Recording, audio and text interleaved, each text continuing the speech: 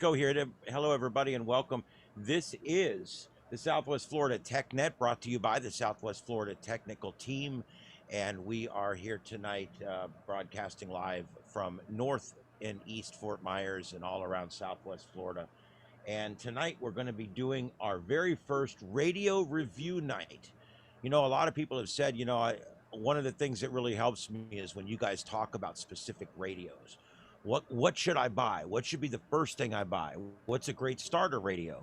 I'm buying an HF. What HF radio should I buy? And so these are all these questions that really people want answered. So tonight we're going to let everybody answer those questions.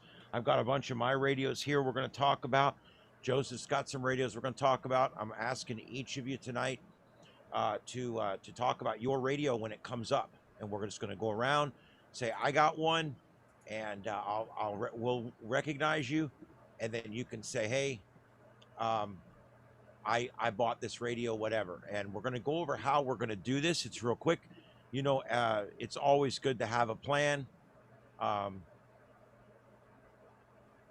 You always have a plan, yes. right? Yes. And so here's the plan. Here's what we want to hear about your radio, okay? Basically, we want to hear the make, the model, and the approximate year manufactured. And say it so that I can hear it. Give me that make and model really clear, because I'm going to type it into Google, and I'm going to pull up an image of your radio and a spec sheet on your radio and put up some stuff about it while you're talking about it. You can tell us about all your good radios. You can tell us about your bad radios. You can tell us the good and the bad about each of your radios. We want to hear it all. We'd like to know maybe how you came across it. Did you buy it from old Tom Lambie up in Charlotte County, or did you buy it over at the swap shop from FMARC? Just let us know. I mean, we'd like to know these things because, we're always looking for a good deal. Original price, what you got it for. And if you want to share, you can also tell us what you told your wife you paid for it. And we'd like to know what you think's best about your radio and what you think is worst about the radio. Okay, because maybe something you think's a big deal, someone else really won't. Like if you tell me, you know what, this is the best radio in the world, it just doesn't do CW worth the crap, I'll buy it because I'm not going to do CW. So, there might be a radio out there that works for everybody. So tell us what you like and what you dislike about it. Would you recommend the radio or not? Just a quick, I recommend it, I don't, or I'm neutral on it because I've had some problems with it, yet I think it's a good radio. Best contact maybe, or a little histories if you want to throw something in there to spice it up, that would be great. While you tell us about the radio, I'm going to pull it up and see if I can put up some graphics and things like that. We're going to talk about some different kinds of radios, not just HF rigs. I know a lot of people out there may be in the market for your first mobile VHF rig, and we're going to talk about those tonight too. We're going to talk about HF, we're going to talk about VHF, UHF mobile and base radios. Don't get the two confused because most of the time they're the same thing. Most what we consider base radios are just mobile radios with a 12-volt power supply. And then UHF, we're going to also talk about the higher UHF and then the super high and the extremely high. If anybody has any of that equipment, we're going to ask and see if anybody does. And then we're going to talk about portables, probably one of the biggest topics. I'll tell you, when you first get into ham radio, it's the most important thing in the world is portable radios. And then the more you get in it, the more you realize, man, I really just don't use these portable radios that much. It's fun. I always have one on. I take one to work and back every day so I can talk on the 775. But truthfully, I don't use portables all that much. But it's important to have at least one or two good ones with some spare batteries. We're going to talk about anything else after that you guys want to. Antenna systems, amplifiers, tuners, tools, anything you guys use out there that you want to tell us about or talk about. We're going to kind of open it up. It's brand night. I want to know, I want you guys to tell us what you think about your radio and if it's good or bad. If you had a bad radio, tell us about that. We want to know about that too. All right, so we're going to start off just right away. Now, I will tell you guys before we get too far into this, we've got we got news, we got some really cool stuff coming up later, so don't sky out too early tonight. We're going to spend an hour to an hour and 15 minutes or so on this. So I do want to deep dive it. We're going to take as long as we need to take pretty much. So hang with us, because right after this, the very next thing, Cuba is jamming amateur radio signals, specifically health and welfare messages in and out of Cuba. Excuse me. Sinus issues. And we're going to talk about that after this first portion of the net. So hang around for that. We also got ham radio news, contesting, all the usual stuff we talk about towards the end of the time as well. So basically the moral to the story is don't go anywhere, because the second half of the show is pretty good too. All right. And then let's see. The next thing we're going to talk about is HF rigs. We're going to go around, and I want to find out who wants to go first. And so if you guys would like, I'll go ahead and I'll go first. To make it easy to show you kind of how we're going to do this. And basically, I want to talk first about my Yaesu FT100.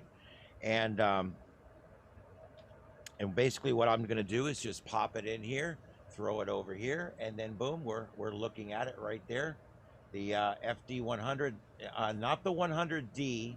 The 100D is actually, I think they made a lot more of those. But the FT100 is the one I'm talking about. The FT100 is an older radio. They quit making them, I don't know, 5 years or more ago. This is a great little radio. I bought this from the club for $300, and this would be someone's best start radio, in my opinion. What a great radio. This radio already had about 500,000 miles on it. It had already been around the world about 1 million times. And it's still going strong every day. And when it says it's putting out 100 watts, it's actually still putting out 100 watts. What a great, great radio. This radio has made me a Yazoo fan. I really like it.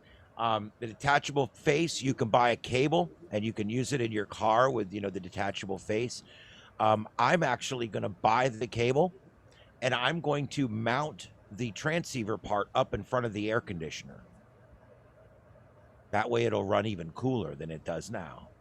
But I have made, I believe, I'm getting close to 4,000 contacts with this radio, and it's still going strong. Uh-oh, I'm hearing somebody out there. They're on the, that sound like the 220, I think. Yeah, 220. Yeah, I'm monitoring the 220, and I'll talk about that later, because I made a dipole for 220 and 440, and it tuned up pretty good, and I'm able to use my dual watch radio so I can watch the 775 and the 220 repeater at the same time, and that's working really well. Anyway, to finish up with this radio, guys, it's got 2 cables out the back, one for 50 and HF and one for UHF, VHF. It does skip over 220 band, but other than that, it's a shack in the box. It goes all the way up to 440. Other than the 220 band, it does all the amateur stuff in the middle. I've been using it a lot on 6. It works wonderfully on 50 megahertz. I'm using it through my 5-element beam, and I have made, I don't know, 1,500 contacts or so on 2 meter with it. So there's one. If the club has one, or if Tom or somebody has one, if the Charlotte Club has one of these, pick it up, because this is a great starter radio, and it's really easy to interface this radio with your computer. You don't need to buy any equipment at all. I literally took the wire out of the front, pinned it into, took the 2 wires I needed out of it, pinned it. Excuse me again. I pinned it out and went and came from the microphone, the speaker on my computer, right into there. And then I come out of the back of the radio and the speaker and go right into the microphone on the computer. And I'm FT8ing all over the world with it, with no box, no interface, no nothing. Right out. You can't do that with some of the Icoms because they've got phantom voltage. We can talk about that some other time. All right. Before you ever hook anything to the front of your radio, check for phantom voltage. Check your pinouts. Make sure that you know what you're doing, because sometimes there's 5 volts or 48 volts coming through one of those pins in that microphone cable, and you don't realize. All right, anything else? Any questions or anything on the FT100 by Yazoo? Yazoo. Okay, great radio. Next up, who's next?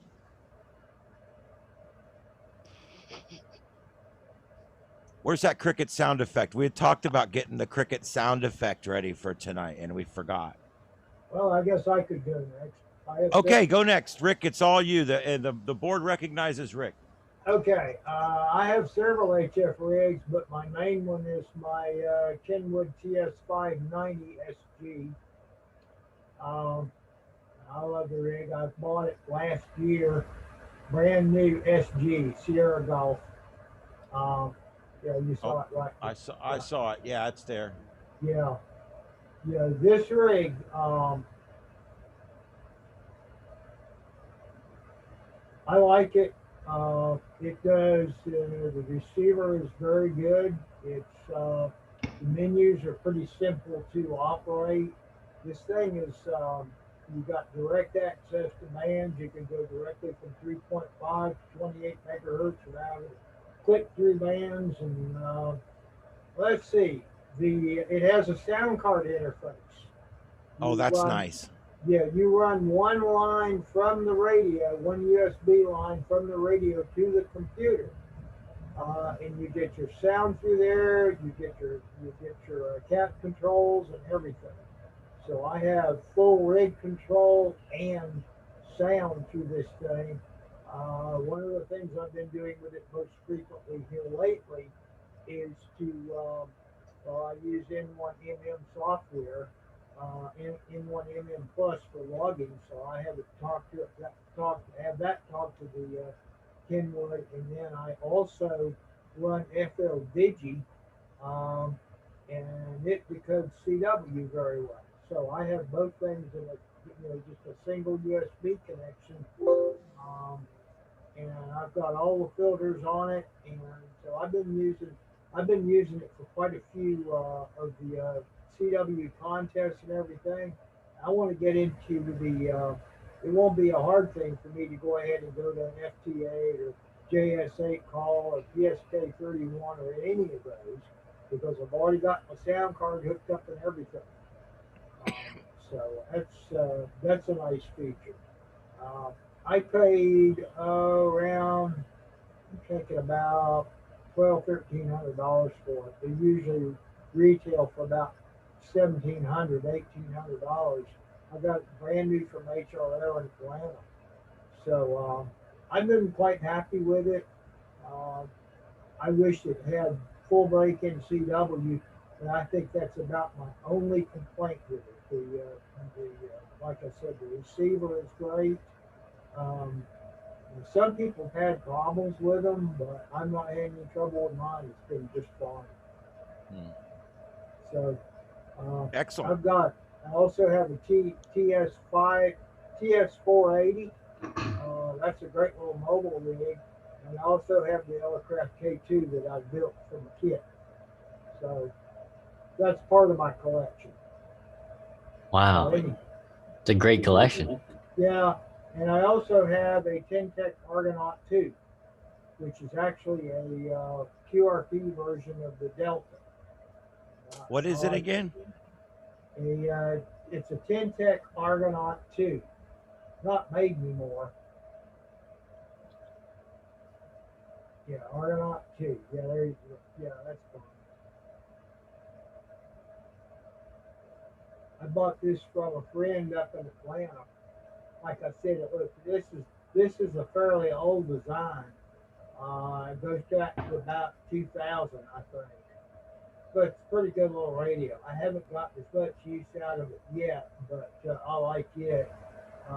Still learning how to use it.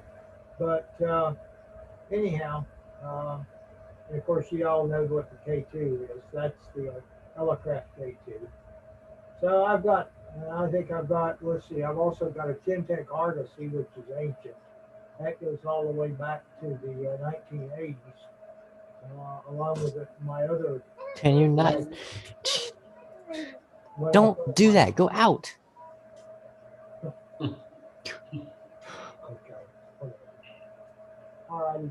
That's about it for me. All right. All right, who's next? I'll go next. Okay, Gary, go ahead. I don't have a whole lot. I mean, I got my tech ticket in March, and I got my general in April, so I'm pretty new. So I pay no attention to the equipment behind me because that's not real. I was going to say third shelf up, second from the left. What's that one? So what I have is I have a Yaesu FT991A. Essentially, shack in a box, does everything but the 220. I don't know if I like it or not. I mean, it works great. I can't say anything bad about it yet because I haven't learned it yet. Besides that, I've got a Raspberry Pi tied into it for doing my FL Digi and my FT8s. And other radios I have everybody's got the Baofeng FV5R, FV5UV or whatever it is. UV5R. That's it. Thanks, Joseph. And then I just ordered, and it should have been here today, the new tri-band Baofeng that has the 220 in it. So I'm covered. Huh? UV10X, I think it is. I think it's a UV9. 9, yeah. Yeah, 9 something. It's orange. It's got an orange front compared to the black front on the 2-band. Yeah. I think, Ian, you have one of those, don't you? Yeah, I've got one right here. I think it's the UV9R. That's it. Yep. Yep. I actually had it hooked up over here, but yeah, this is it right here. This is the UV9R. And so for those of you who want to get on the 220, this is what you have to do because this is here. If you guys can see me here, this is it right here, UV9R. Yeah. And you can get them in 5 colors. But it's got the standard plug on the side, and but yeah, it does all 3 bands, and I love this one. It does great for me, and I paid $25 for it originally. I think they're about 32 now or something. Yeah, I think I paid $35 or something like that. For the kit, for the supply and everything. Yeah, and the one thing you just for everybody out there, and I know you already know this, but it's going to come with 2 antennas, and just make sure you check that. The yellow one will tell you it's for 220 band. I don't think my camera's going to focus on it. I see yellow. Yep. Yeah, it says in there 220 to 225 or whatever, and you just have to put one on it when you're ready for that. Put the other on it. What I did again was I made a fan dipole for 220 440. And it's working pretty good, and I'd monitor the 775 and 220. Anyway, did you have anything else? Well, and since we're talking about antennas, I live in an HOA, so my antennas are rather limited. In my office here, behind me, I have a Chameleon F-Loop 2.0 right behind me, which you can't see. That's for my HF stuff, my HF work.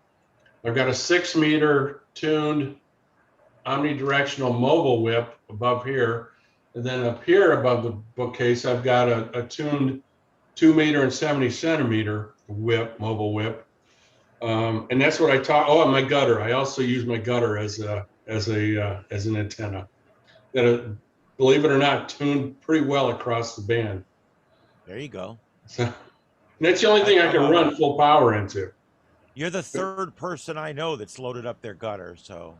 Well, I got 2 contacts from Cuba this morning on the gutter. And that's good because Cuba's blocking out things coming out of Cuba right now. So. Well, apparently the low power stuff is still making it through. Yeah, what they're doing is they're blacking out specific stuff, and we'll talk about that later. But yeah, anyway. All right, let's keep on going with HF rigs. Who has their next HF rig they want to tell us about? I'll step up here if you don't mind. All right, here we go. John, AA4JS. My first HF rig was an FT857D that I bought used, and new to HF, and didn't really want to sink, the kind of money they get for new radios into it. So I got it, and I used it for a while and kind of got used to HF. And then I moved on up to the FT991. There you And go. I really like my 991. Now, my 991 is before they came out with the 991A. So this is one of the early ones. I bought it in, I'm thinking 2016, 2017. And I debated between that radio and the IC7300. Hmm. And what really sold me was that it had 2 meter and 440 and also did fusion or Right. C4M. And this is my go-to radio. I love it. I brag about it.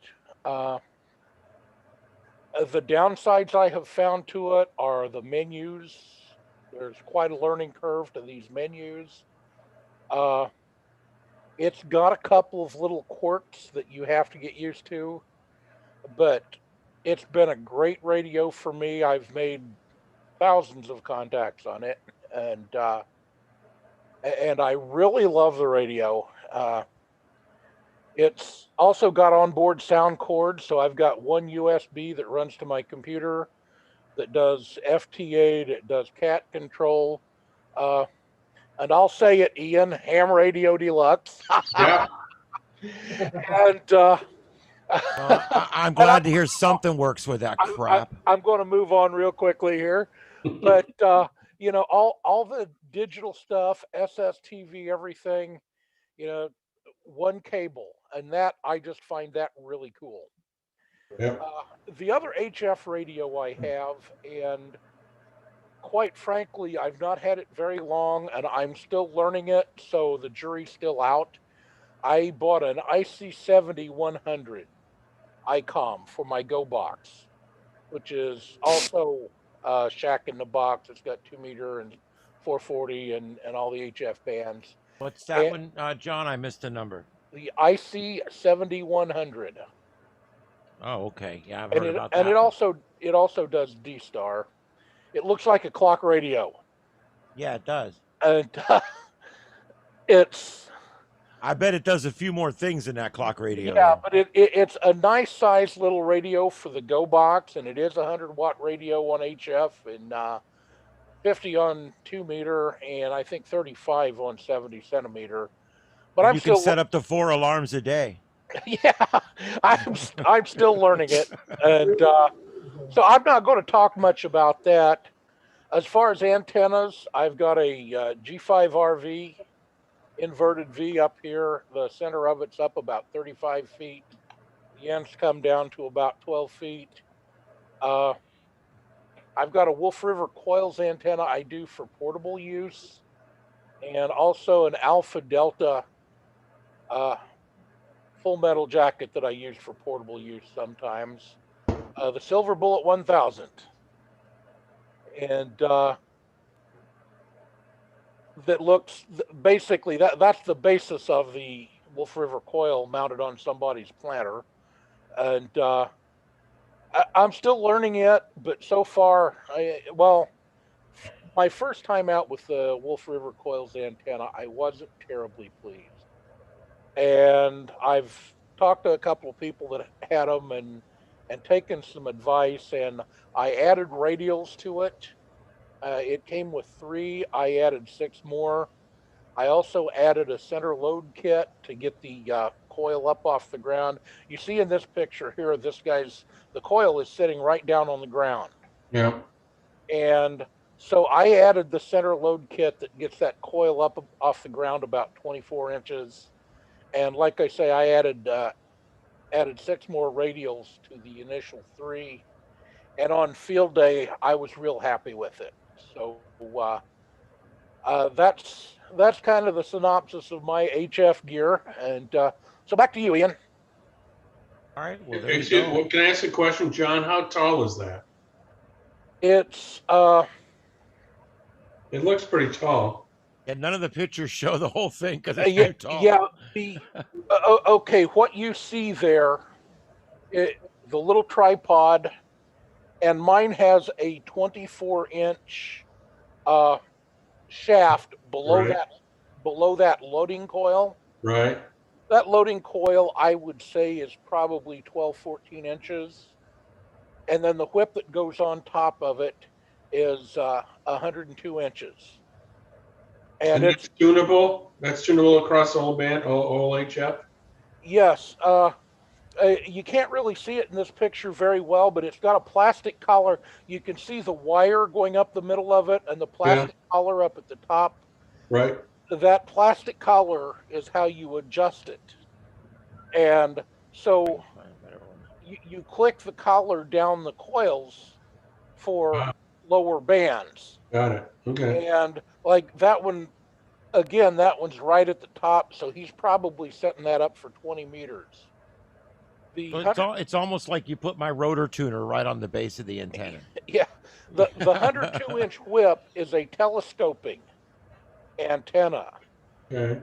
So to get anything like to get 10 or 17 or 15, you telescope the whip down, and there's a pretty good picture of how the coil is configured. The collar there has an electrode inside it that makes contact with the coils, Right. So it slides up and down the coil. and yeah, and that's how you tune your antenna. And other than once you get it up to the top where that is, for higher bands, you just adjust the telescoping part of the antenna. Got it. That won't fit in my office. Probably not 102 inches, no. You might do 6 or 10 with it. Well, I have 12-foot ceilings, but still. Hey, John, total ballpark. What are we looking at to get into something like that? Oh gosh. We won't hold you to it, and you won't have to make up the difference.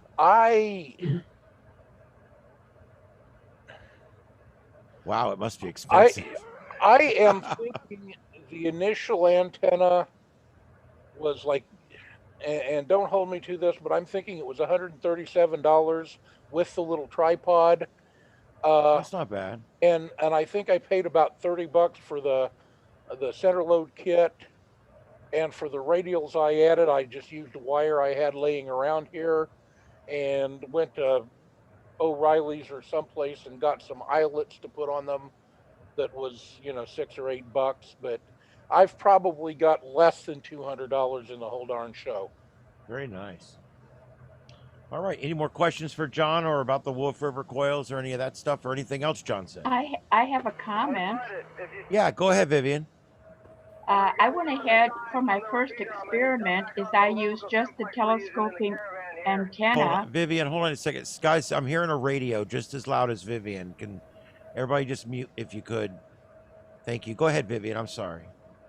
Okay, for my first experiment, I went ahead and put just the antenna without the coil, and I put it down as low as it would go. And I tested my nano VNA on it, and I also I tried it on the 70 centimeter band with my bow bang, and the net control for the day said that my signal was a little bit better than it normally is with the antenna that goes with the bow bang. So I think that was a success. So you can use it, at least on mine, for the 70 centimeter band. Wow. So you were able to find somewhere along there where it was able to resonate for that band. That's pretty cool. Yeah, you just don't use this coil that he's showing right now. Okay, you just used the antenna and you shortened it down to where it resonated, right? Exactly, and it was all the way down. So I don't know the length of each segment, but I'm going to say 2 feet or so. Yeah. And I was really the nano VNA said that it was good for there, but I'm also learning, because I'm a big beginner, that the closer you have it to the resonance, the wider the bandwidth, so it has a lower Q. Right. Yes. Yeah. A lot of times, if you're putting a full wave or you're over a full wave, it may still SWR out and your resistance may be pretty good. But what'll end up happening though is the lobe will be crazy and it'll put a lot of your energy up into this atmosphere where you don't want it. But it does still work and it doesn't hurt your radio. So as long as it gets you where you're going. Somebody else had something. Who was it? Well, I was just going to say that the high Q is kind of cool because with the mag loop behind me, it's so tight as far as bandwidth when you finally get it tuned. You gotta, unless you're doing like digital on one of the standard frequencies and you're staying there, you gotta keep tuning it around. But it fits in my office. That's right. Yeah. And I believe that the SWR was around 2.18 on the 70 centimeter band with that configuration. Which is probably better than your stock antenna on that thing. I know the Chinese radios, the antennas work really good with the radio they're paired with, but when you pull the stuff apart and start testing it, you're like, I can't believe this even works. But it does, because it's set up to work with that radio. All right. Who's next? Who's got the next radio for us? Y'all hear me? Yeah, who is it? Joseph. Joseph. Oh yeah, Joseph, go ahead. Yeah, my computer blue screened out randomly, so now I'm on Linux right now. Oh, you mean the Bill Gates happy merry day Christmas whatever screen? Yeah. It happened, so I switched to I'm on Linux now. I can show my radio. All right. Oh, you just let you do it. All right, go ahead. Well, okay. I have the 8900, so hold on. Here we I'm trying go. to think how to do this. I can move the actual camera here. Yeah, however you want to do it. I mean, we don't. I can put it up on the. You know, I looked at this radio when I first got into ham radio. I looked at this one. What is it, Joseph? It's a Yaesu FT 8900, and it's been discontinued. I guess I can't. They did make like 1 million of them though, so. Yeah, you can still find them on eBay. Well, is it the 8900R? Yeah, I guess. Yeah, it is. But the R is man, this camera thing is not working out. The R and the E only refer to U.S. versions or European versions. So if it's okay, so it doesn't matter. Like the handheld here is a 65R, but if you say 65, it means the same thing. Just depends on where you live and where you're getting it from. But this radio here is the 8900, and it's a quad band radio. So it's got from all the way from 10 meter, it has 6 meter, and it has 2 meter and 70 centimeter. It's got all of them. And it does 50 watts output power on everything except UHF. On UHF, it only does 35 watts. But the thing that's really cool about it, and I really wish this, you can kind of, can't really see this. Yeah, it's blooming. You can't see the screen. It's way too bright for some reason. This camera. You need to pull your sunglasses out and put them in front of the camera. That's what I should really do. Yeah. Okay, I guess I can't make it adjust. But it's got dual watch, which means it can see two. You can see the screen there through my fingers, kind of. It's got 2 channels going at the same time. It's got the Lee Races repeater and the Miami repeater at the same time. You can see there's actually people talking on Miami. So I can listen to 2 frequencies at once, and I can do crossband repeat. So I can rebroadcast stuff. And I have another one of these identical radios in the car. So when I go to work, I'll turn this on to crossband repeat, and I'll have it crossband the Lee Races repeater, the 685, or any other repeater I want to be able to get into inside a building. So that crossband repeat is a really nice feature to have. It's really easy to program in channels. Everything about it is quite easy to use. The only thing I would say that's bad about it is the speaker that it comes with. The default speaker it has in there is really poor quality, and it sounds really tinny and just not great at all. So hey, Joseph. Yeah. Get you a set of computer speakers, stereo computer speakers, and plug into that thing, and you'll get good sound quality, and one of the bands will come out the left speaker and the other will come out the right speaker. Yeah, that's what I've heard. Right now I've cool. actually got a Jetstream external speaker here mounted to the board that plugs into it. Actually, right now though, it's actually sending audio into my computer. I've got the output cable here going into my computer, and for beeps and boops. Well, no, that's what this thing is for. Oh, okay. I got a Raspberry Pi, and then I have a RG, I think it's RG11 breakout board right here. So when I key up this, put it on a blank frequency here so it doesn't mess somebody up. When I key it up, it does the beep. When you let go, it delays the transmit for a second, and then it stops. Actually, I think I pulled a wire out, so it's. You'd have made a great CBer, Joseph. Yes, yes, absolutely. I don't know. Breaker 19. Yeah, me and a friend down in Naples play CB sometimes. Not with CB, we actually use the ham radio. But that's what that thing is. So it's got actual little. I made an optocoupler. It's an LED and a photodiode. It wrapped in electrical tape. But yeah, that's the base radio, and that's what I've been using. I actually got this for Christmas in I think 2 years ago, so it's been here quite a while. And I really like it. It's a fantastic radio. I have an FT8900 that I use every day. That Joseph is older than you are. I bought it in 2002 or 2003. Wow, that's pretty and still amazing. use it every day. Just kind of shows how good radio it is. It is. It's a great radio. Yep, it's pretty nice. So I you really guys like it. in case you missed it, the good things about this radio are it does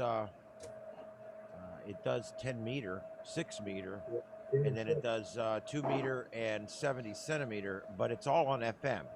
So Yeah, the good that's news one is it downside. does 4 bands. The bad news is it does 4 bands on FM. It will also do AM on 6 and 10. For receive only though, right? I think it will transmit AM on 6 and 10. Really? We're going to be checking that out now. Maybe Maybe it's a mod, hacker dude. Yeah, Joseph Hacker. Yeah.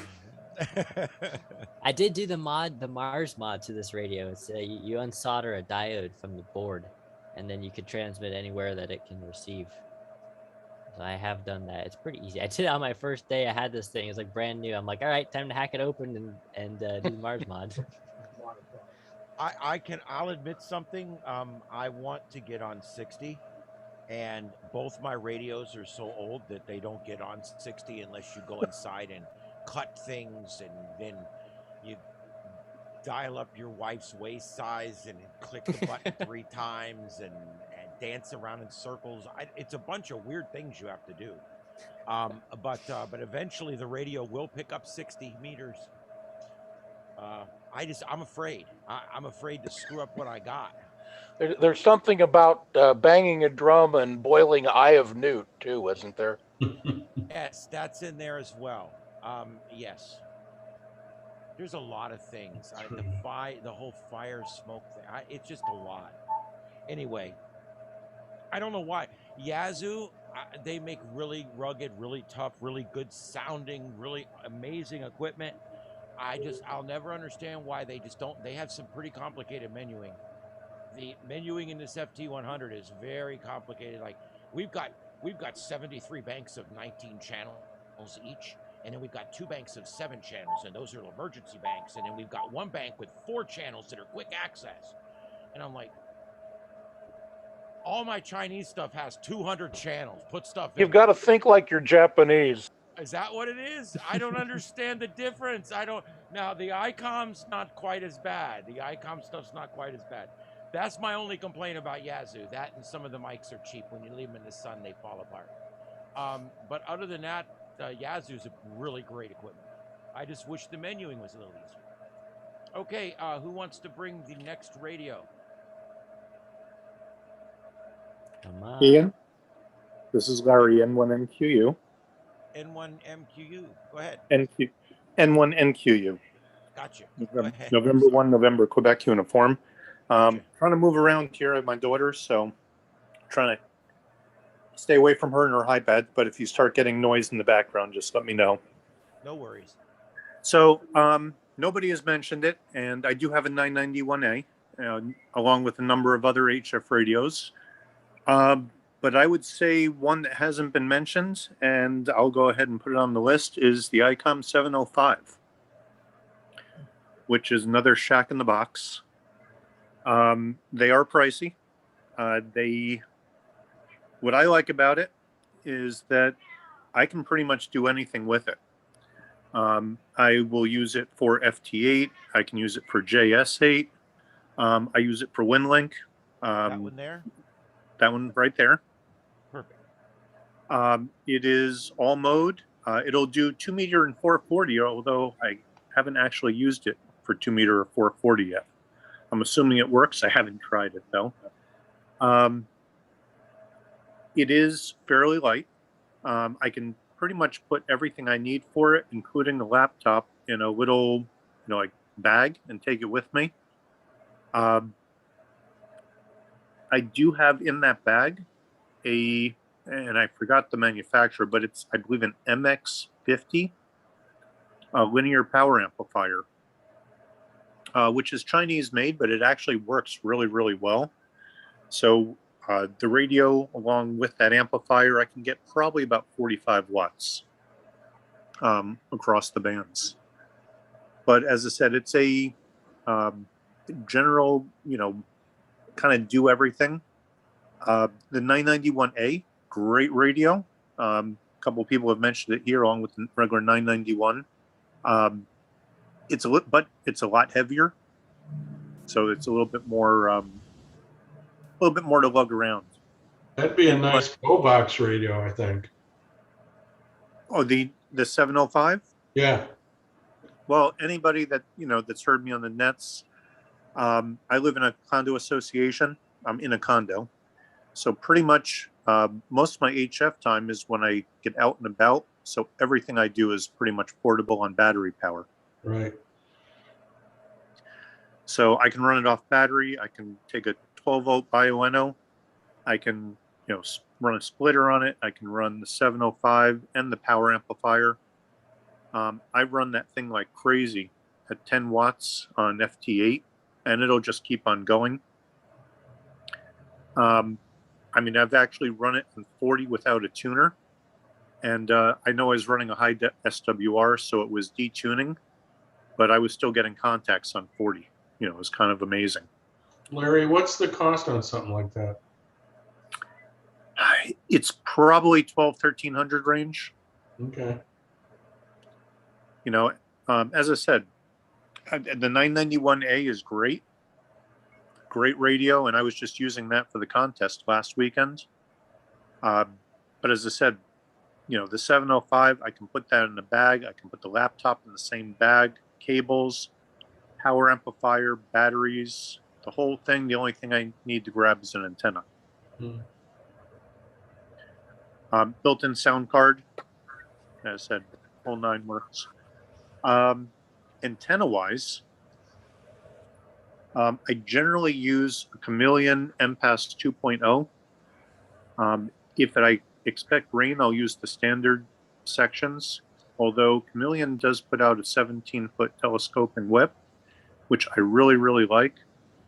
The only thing is that if I do have it out and it rains, the water runs into the whip, and it takes me a good week to try to dry that thing out, having it upside down. Right. The one thing I like about it is I can take the 10-foot base piece, the 7-foot upper piece, along with the 7-foot whip, and I can do multiple configurations. I can use the base and the standard whip. I can take the 10-foot base and put the 17-foot whip on top of it. And depending on how I do that, I can get different bands, resonant, under 2.0 without actually having to use any sort of tuner on it, which is kind of nice. It does have that little bowline. Generally, as I said, I'm operating portable. So I will use the spike, and I'll just take a mallet and hammer it into the ground and run a couple, I believe they're,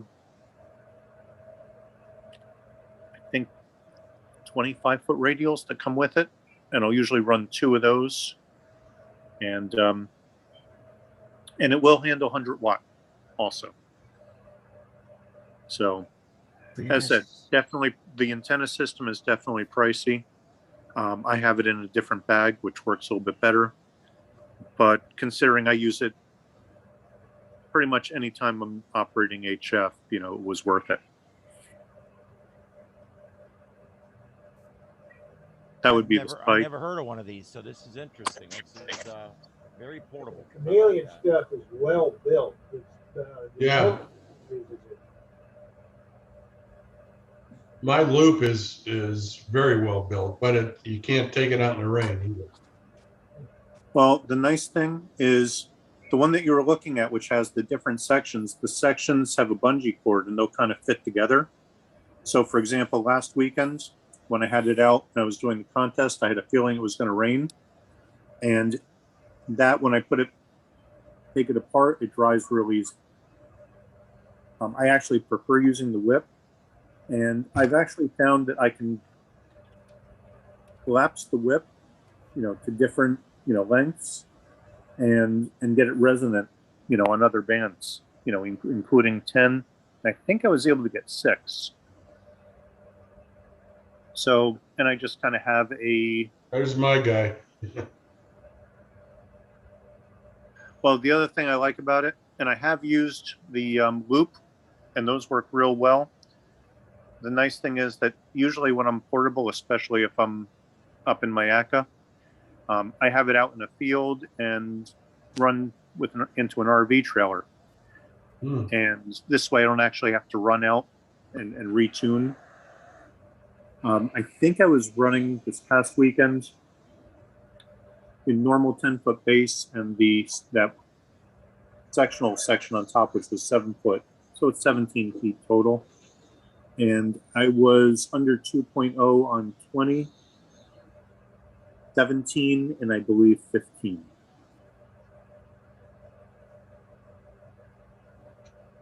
But I said they are very, very well built.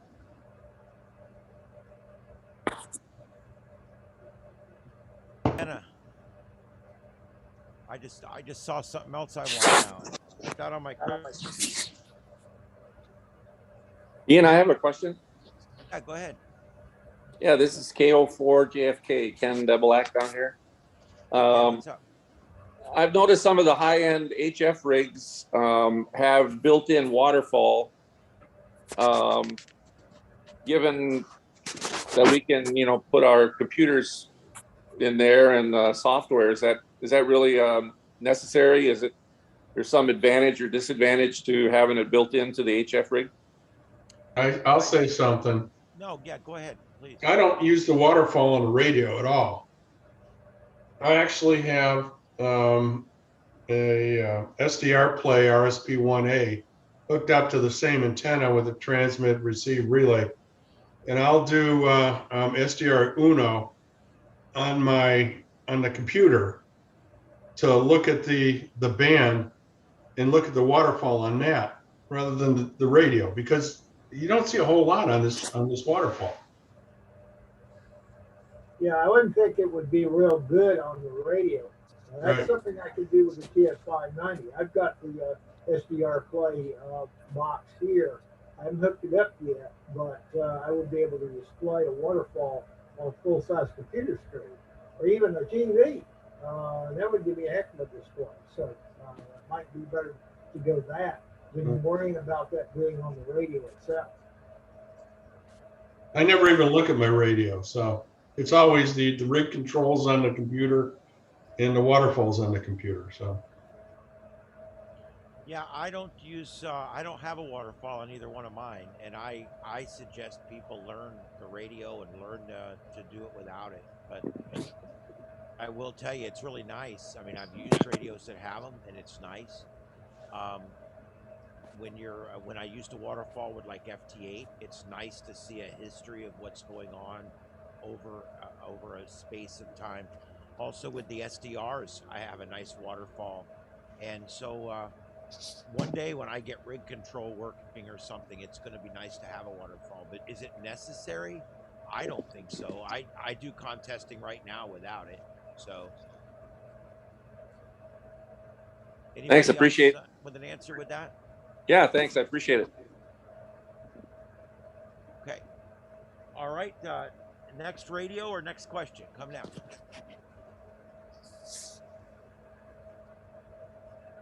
Anything else HF? Any other HF rigs that anybody wants to bring up? Yeah, I have radio I'd like to mention. I don't think it's been mentioned yet. I got on a little late. Go ahead.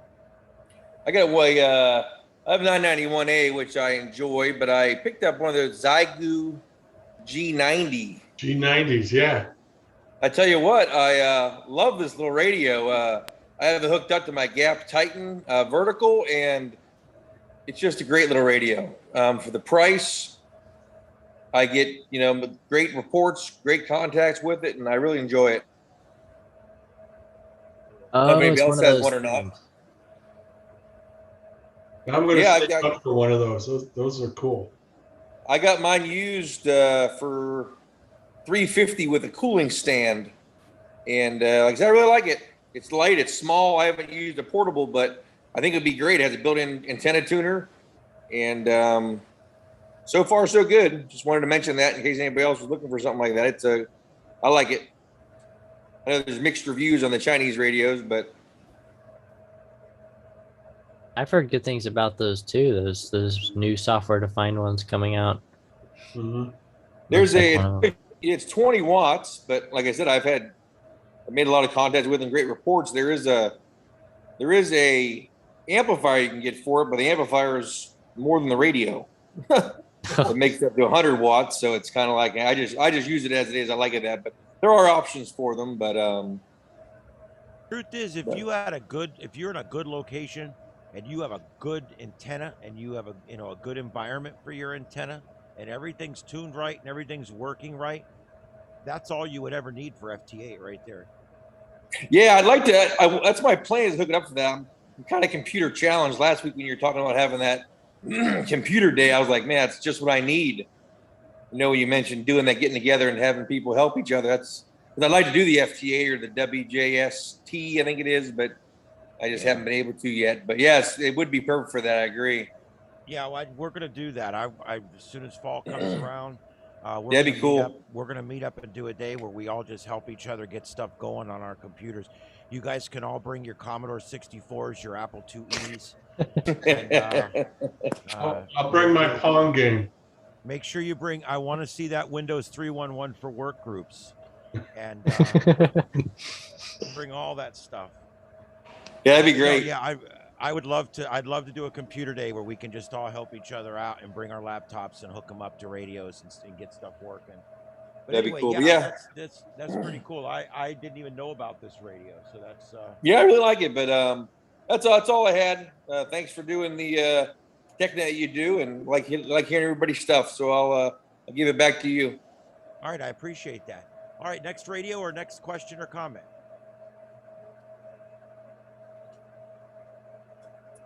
Okay, any more HF rigs? Last call. You can always come back later. I will obviously do it, but last call HF rigs. Well, I can talk about the one we have just real quick. Okay, yeah, go ahead. We have the Icom 7300, which is, I'm sure everybody knows what that is, but it's a very popular radio.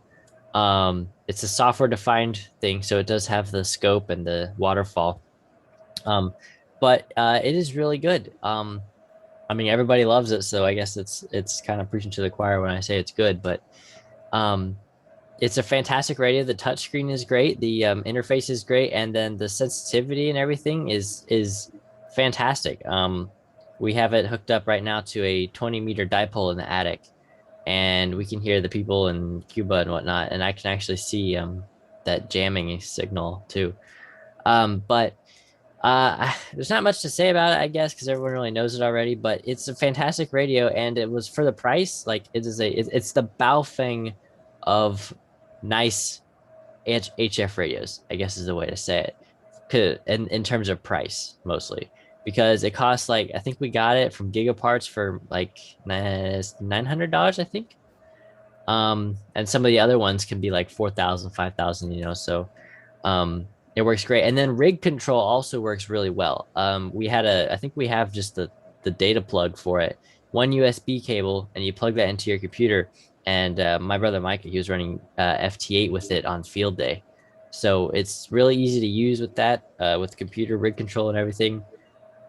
It does 6 meter, and it also, hold on, what 6 meter is It does 10 meter. It does pretty much every band except for 2 meter 440. It stops at 74 megahertz. I'm not sure what band that is. I don't think that's 6 meter. But it's got better sensitivity than even like say a RTL SDR with the up converter on it. So it's really sensitive, which is pretty good. But that's what we have. That's what we're running. We've just recently started using it more, so I thought I'd go ahead and mention that Is one. that one of the ones that you can connect a monitor to and get a bigger display? That one, no, I don't think you can connect a monitor to it. Because some of the bigger Yaesu and Icom rigs you can do that with. Yeah. I think a bigger Kindles too. You can connect a monitor, a computer monitor, or even a TV with an HDMI input. If you want to do it that way. I Yeah. can see somebody doing one of these gigantic TV sets hooked to their radio, but that would be kind of neat, really, if you think about it. Yeah, this one doesn't have that. One thing it does have though that's pretty cool is it has live RIDI decoding, and does it have Morse code decoding? I'm not 100% sure if it has Morse code decoding, but it'll decode RIDI live, and you can actually send the RIDI messages. So it's got a decoder built into that for RIDI at least, and it may also have Morse code. I can't remember, but that works pretty well, and it's really cool. You can put in pre-programmed messages and stuff. So you push like a macro key, and it will transmit out a message for you. And we've actually been trying to do some Morse code with it. We have our antenna up, so we have the Morse code guide thing out, and then we have a keyer. My brother found a Morse code keyer from World War II, I think. So we actually restored that. He restored that, and then now we can actually tap away at Morse code using a really Does he old. stay in your spare bedroom or what? Does he stay in my spare? No, I have my own. Your World War II keyer, you said. Never mind. Oh, I didn't get it. It went over my head.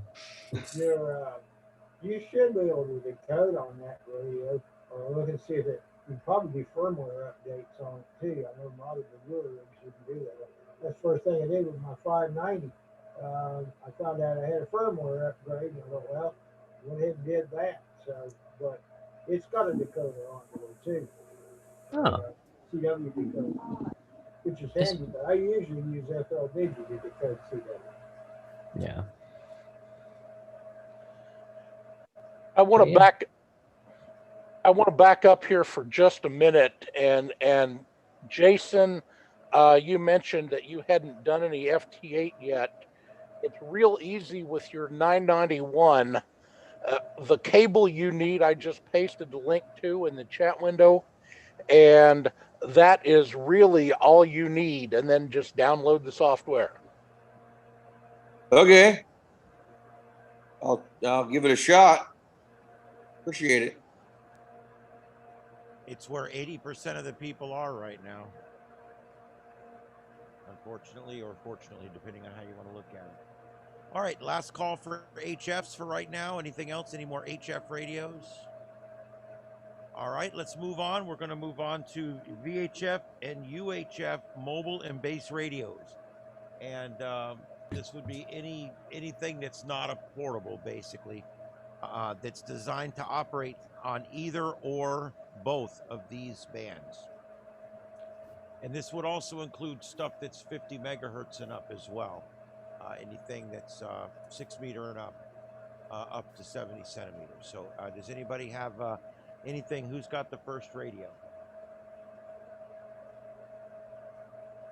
I know we kind of accidentally went out of order a little bit, and we did, and it's all right. But if there's any more of these, that's fine.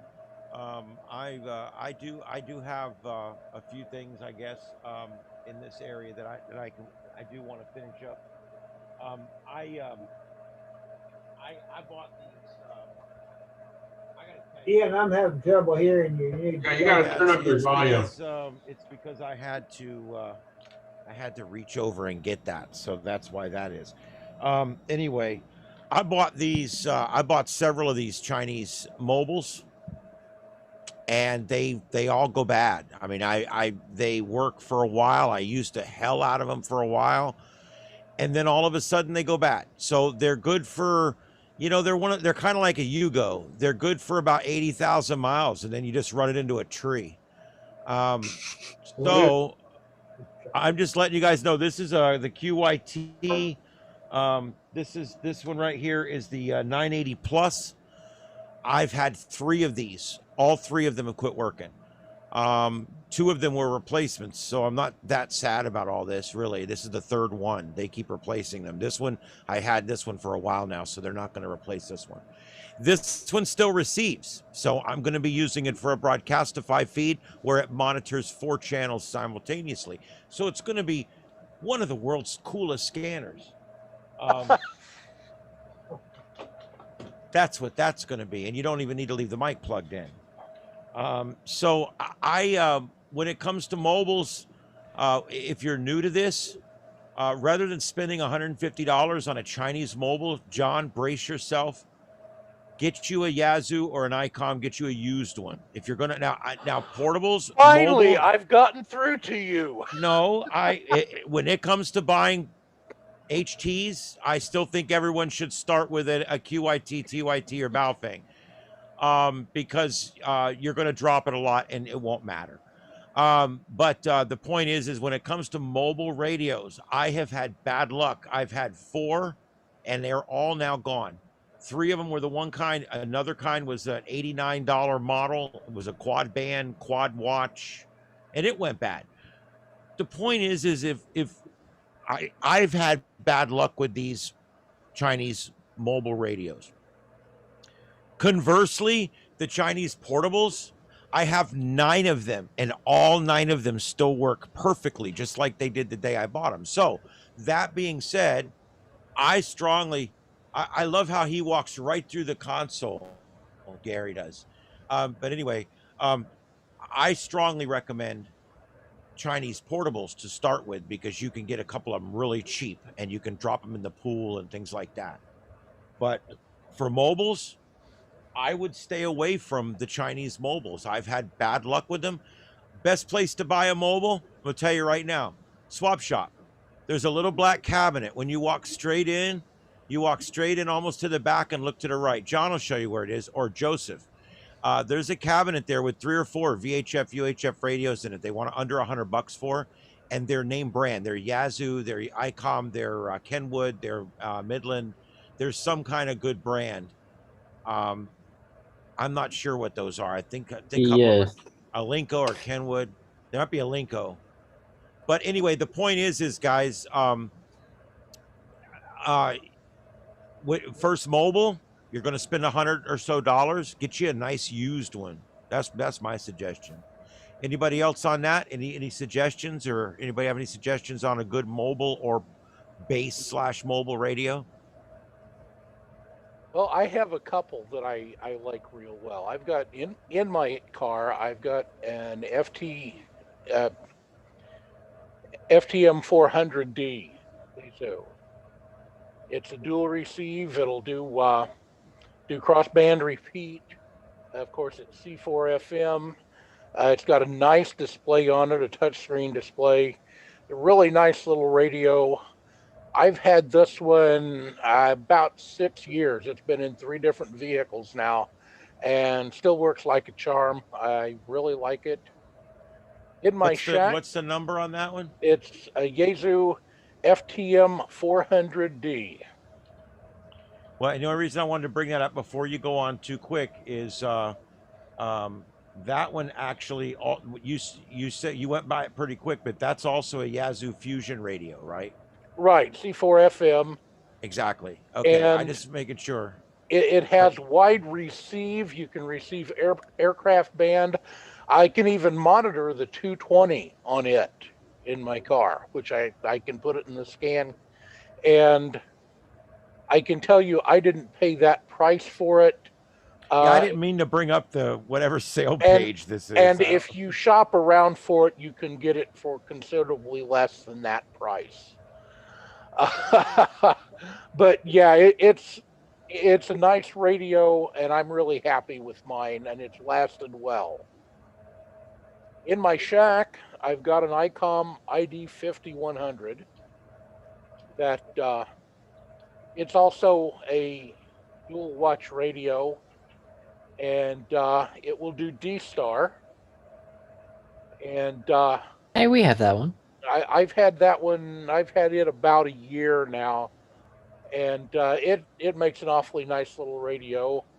I've also got my trusty old 8900 that I talked about earlier, and of course I've got the 991 that will do C4 FM on 2 meter and 440, and so I've got I've got 3 different kind of go-to radios in my shack. I can use for 2 meter and 440.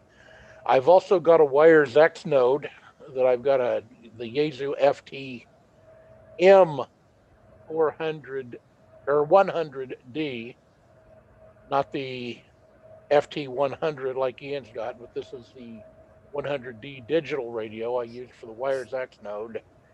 And I've got an old Motorola GM300 that I run an All-Star node on, and it's UHF only. And anyway, that's kind of my transceivers in a nutshell. So back to you, Ian. All right, very good. And does anybody have anything else, mobile or base, VHF, UHF? Rick, go ahead, Rick. Hi, Ian. Hey. Thanks a lot. I wasn't planning on participating tonight, but the conversation's very interesting. As a new ham for a year now, I first purchased, well, of course, my Beofunk, but I also have a 5100 Icom 5100 mobile. I use it as a base station. And this radio cost about $400, brand new. And I tell you, I was very impressed with the quality. Now that picture, that's a faceplate that's connected to the radio itself, and there's about an 8-foot wire extension, I think 6 to 8 feet wire extension. So if you set this up as a mobile in your car or any place else, you can set the radio back and move the faceplate anywhere you want. And it's actually a magnetic faceplate in the back. There's magnets in the back of this piece right here. So you can, it'll attach itself to a metal plate anywhere you put the metal plate, which is a nice feature. It's also a touch tone screen that I really like. It comes in real handy, and it's a dual band. So you can monitor two frequencies at one time. Yeah, it works out real great. And it also has APRS that I don't know I don't really use yet, and it also has D-Star, which I don't use yet. But it's a solid radio. I use it every day for my 2-meter, 70 centimeter work. It's got a nice speaker system to it, and as a matter of fact, it's hooked up. It's hooked up. I have a power supply that's a Samlex 1234, and I have a battery as well, and I've tested it on both. If I were to put it in the car, I would use a battery instead of my car battery. I got one of these little Bioenno batteries. It's 12 volt 15 amp, and what I did is I put this comes with the like the Anderson power. Right. Power poles, yeah. Power poles. So I put the power poles on my on all my components. So all my components are readily interchangeable. I could put the 5100 right on the battery, just snap it right on, or I could snap it right on the power supply. And in each case, the fuse of the radio would be included in the connection. And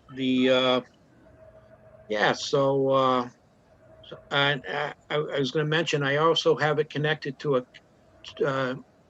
dual band 2-meter, 77 meter antenna from Chameleon that I picked up early on. Chameleon, I find, is pricey, but top quality all the way around, not only in their magnetic loop, but their impasse. That impasse antenna that comes apart is all military specs in there. It's solid, it'll last a lifetime, and it's totally good quality. It's not going to fall apart. So you're paying extra up front, but you're going to get your money's worth without a doubt, because I read so many reviews on it. And so that's all I got. Thanks a lot, Ian, and everyone else. Good to see you. Hey, Rick, Yeah. join us on Thursday night for the D-Star Net. If you can hit the W4LCO repeater here, which has a pretty good footprint, Thursday night at 7, there's a D-Star Net on it. What's the name of it? It's The repeater? W4LCO. Yeah. I'll tell you, I'm located in Upper Northport, and I have problems getting down to Lee County with that may be a stretch. that 50 watt. It's not quite powerful enough. This one does have a good footprint. I don't know whether you can. I'll try it. I'll That's a definitely try it. stretch, but at least give it a try. We'd love to have you. And Rich, who runs the net, is the D-Star guru. So That's good to know. Yeah. There's one thing I wanted to mention to Ian, if I may, just to retract on that G90 with G90 by Zygo. That is a well advertised and high reviews on that little radio. I wasn't aware of the linear amp. Probably nobody gets it because it's too expensive. But if you are in a good location, I guess it works real well, just like you say. The interesting thing is Zygo makes another $600 radio that's really neat. It's called the Zygo X5105. It's battery operated portable QRP radio. It runs on 5 watts. 5 watts. I mean, geez. But I'll tell you, it's a powerful little radio for what it does. And it's about half the size of that 705. So it's real lightweight, but solid. Zygo, yeah, that's it right there. Yeah. It's a nice, around 550. But this is a beautiful radio. I wish I had more than 5 watts, but I don't know why they do that. But they do what they do. So that's all I got. Because they want to make the box really small, and they want to make it say it lasts forever on batteries. Yeah, at 5 watts, I bet it does. That's a beautiful radio. Yeah. Well, the That's thing all I is got. you just get your little amplifier to go with it, I guess. Yeah, the amplifier probably costs 3 times the price of the radio. Hey, Dean, Yeah. I want to say Joe doing a great job there too. So thank you all. Appreciate it. All right, appreciate that. And is there anything else VHF, UHF that anybody wants to bring forward? At I this just point? have a question, Ian. Go ahead. Does anybody know of any base stations that cover the 220? TYT makes one. I was looking at it the other day because I wanted a mono band radio, but TYT actually makes a 220 base radio like that. Bridgecom also makes one. Yeah. See if I can. Yeah, the TYT TH9000D is a 220. Just single band? Yeah, it's a mono band, 50 watt. It's the TH9000. I don't know if mono band is really what you want. I don't know of any tri-band ones. Well, that's pretty cheap, though. Bridgecom one is $240. Yeah, that's cheaper. Wow. That's like a CB rig. What? Why is that a CB rig? Well, it's cheap. Well, it's Chinese, so those might be unadjusted watts. Yeah. Oh yeah, it's only 50. You have to use the currency adjustment on that. 65 watt Chinese is 50 watt American. Mm-hmm. I don't know how it works different over there. I don't know. Are there any other choices? Bridgecom has yes. Theirs is more expensive, but it's $240 for the radio. It's apparently a very solid rig. Bridgecom. Yeah, Bridgecom. there is a cheaper option here, but You know, Rick, the club bought 220 bridge comms to link the 345 and the 170 repeater several years ago, and they never did work right. Really?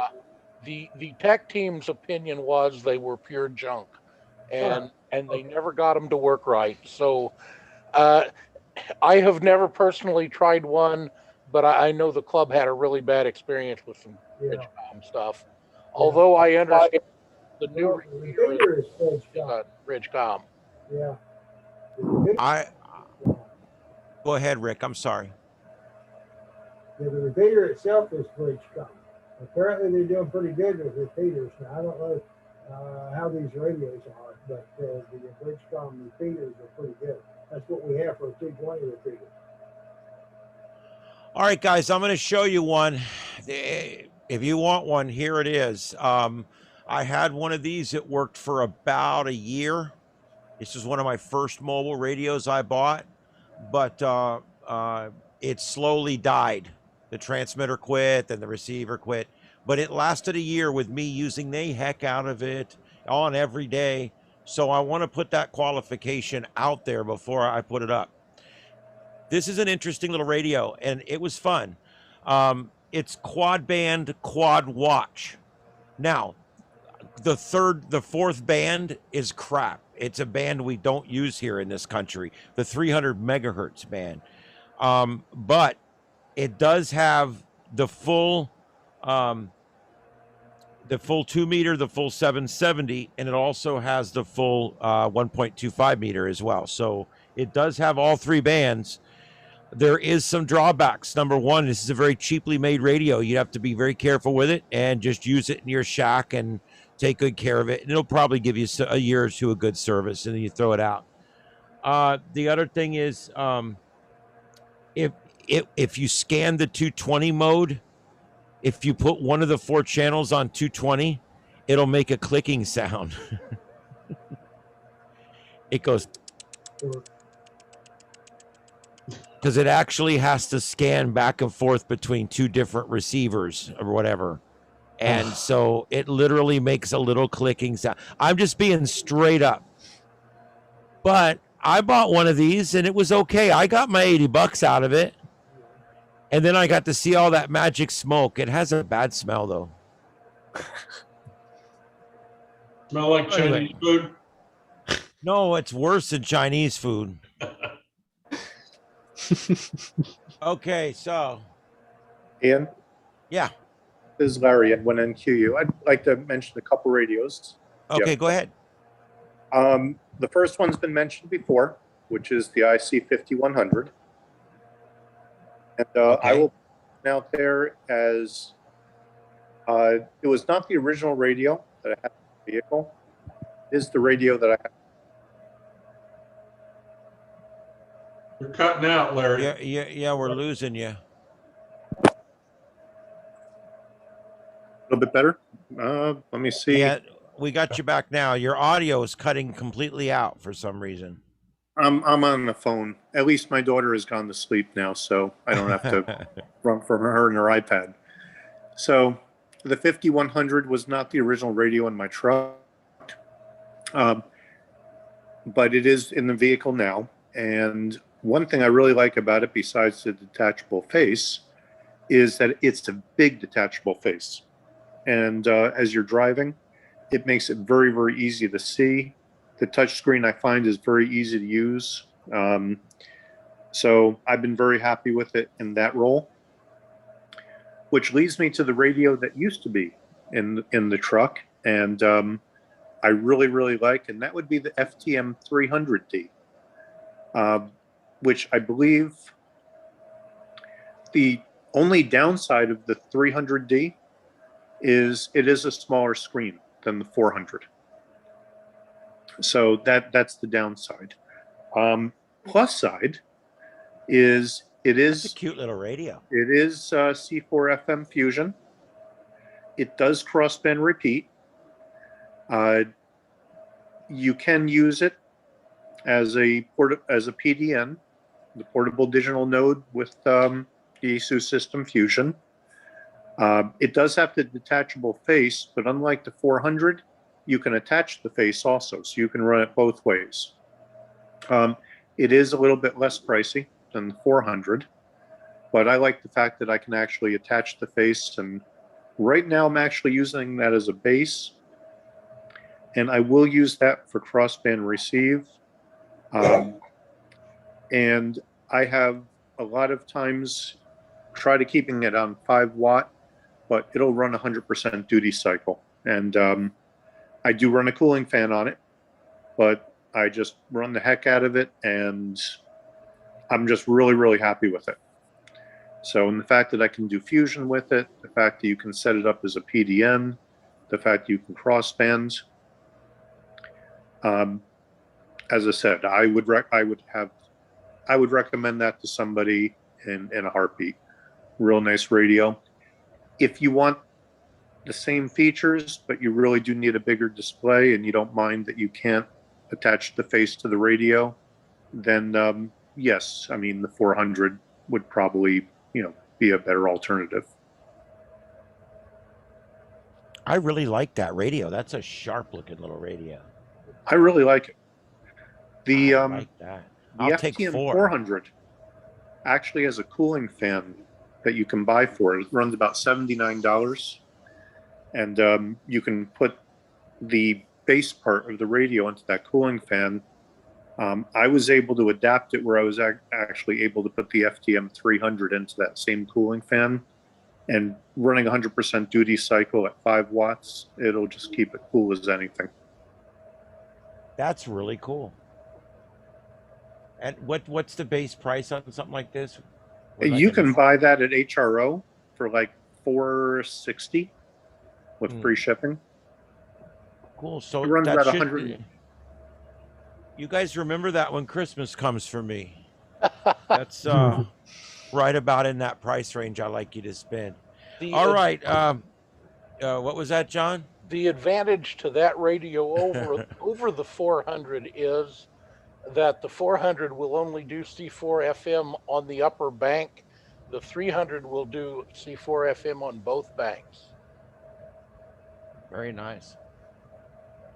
I can see why that would be nice to be able to run an analog channel and a fusion channel at the same time, so you can monitor 2 different things. That would be cool. I like that little radio. All right, next radio, next question, next person. Come now. All right. On my first, what I had for a mobile, just 2 meter, but the FT2980, the AZ 80 watt, and they're about $150, maybe even cheaper. You can get them, but it's a great little radio, strong, powerful. And I used that was the first one I had in my truck, and I still have it, but I don't have it hooked up right now. But I always have one of those FTM 300 DRs. I have that in my house here, set up in my shack, and they are really nice little radios, really good. Yeah, that's a neat little radio. 80 watts, heavy duty. Yeah, great radio. I mean, it's only 2 meters. Oh, we have that one too. It's a nice radio. That was our first base radio, actually. Same here. It's probably all you need in this county, because we don't use 70 centimeters much in this county. That's a big old heat sink on the top of that thing. Because there's no fan. It's fanless, I think. It's 80 watt. Yeah, it's 80 watt. I mean, it's a powerful little radio, but I still have one. I'm not in it right now, but it's definitely a good one. But I just wanted to mention that radio. It's good, nice and cheap for beginners. Somebody want to get out there, and it's powerful too. All right. All right, next radio.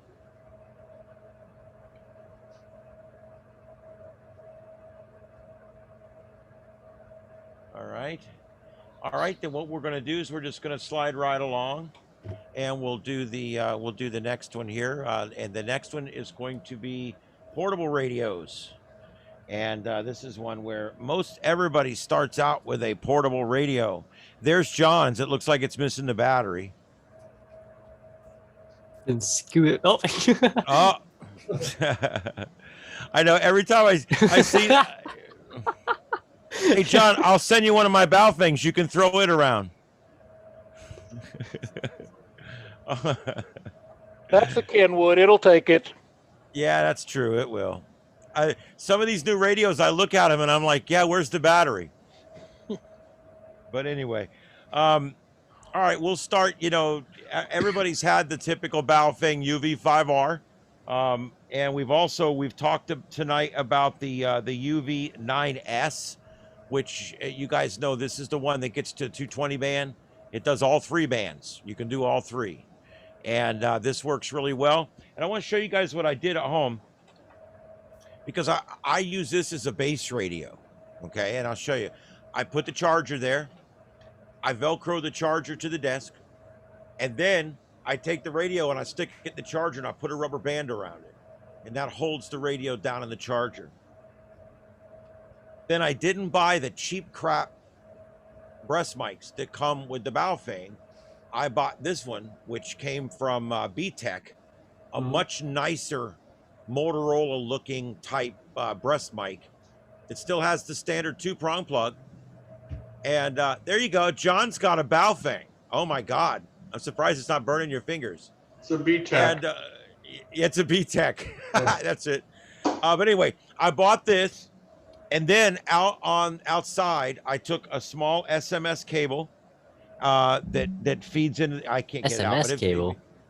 SMA cable, and it feeds in here, and outside it goes up about maybe 12 feet, is all 12 or 13 feet, and I've got a dipole on there for 440 and a dipole on there for 220, and it comes down and it just runs right into the top of my Baofeng, and then I plug my microphone in.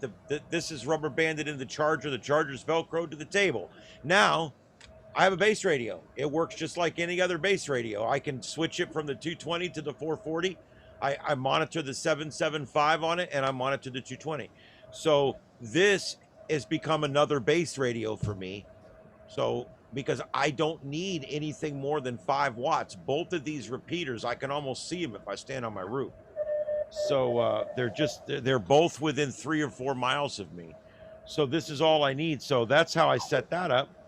By the way, the 220 is also streaming on the FMARC stream on Broadcastify. It's up on there.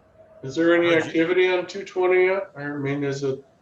Well, I've heard people talking on there a few times. I did a radio check on it to test my radio when I built my antenna last weekend. I haven't heard a lot. I know that the night there was no net this last week, but the guys were still on there talking. I heard them. I think John, I think you guys were on there, but I know the net starts up this week, Wednesday night. So, all right. So that's the. Any questions on the UV5R or the UV9S, the tri-band? Yeah, where's mine? Well, they're only $32. You can buy a whole. It's supposed to be here today. It's not here. Oh, because I think you can get a whole case of them for like $120. That's because anyway. the U.S. Postal Service can't find their ass with both hands. You got that There you right. go. Yeah. The opinions expressed are mine as well. Okay. All right. The next one I want to show you guys is really cool. This one is what's the number on this one? I forget. Oh, it figures I don't know. It's on the front, isn't it? No, it's not on this one. This one is a Baofeng, and it's a pretty rare one, but you can find them. I think it's a 9S or something, or 8R. I think it's an 8R, UV8R. This one is the same as a regular Baofeng radio. It's got the same guts, but there's one fundamental difference. Notice the side does not have your standard 2-prong plug. This is the waterproof version of the Baofeng. Now, I'm not going to test it, but it is a waterproof version of the Baofeng. The side has more of a Motorola style plug where it's a plate that screws on and connects that way. And that way it doesn't actually have holes that go into the internal workings of the radio. And everything on the radio is sealed.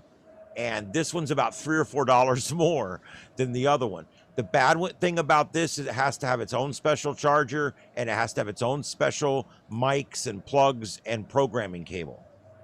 But it does come with a programming cable. This one's about $42 right now, I think.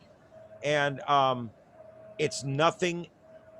It says it's 8 watts. It's really about 6.5. So, I mean, it's a little better, I guess, than your standard Baofeng. All right, let's go ahead real quick. And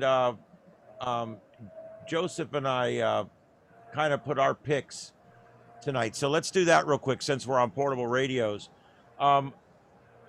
We want to do a little something we call Joseph's recommended beginner radios. This is the one, if you were starting out today, this is the one Joseph would recommend for you. And I think it's a good pick. This is the Yazoo FT65, Joseph. So tell us about this one. Alrighty. Well, I have one here. And the main way to summarize it up would be it's a step above a Baofeng without paying ginormous prices.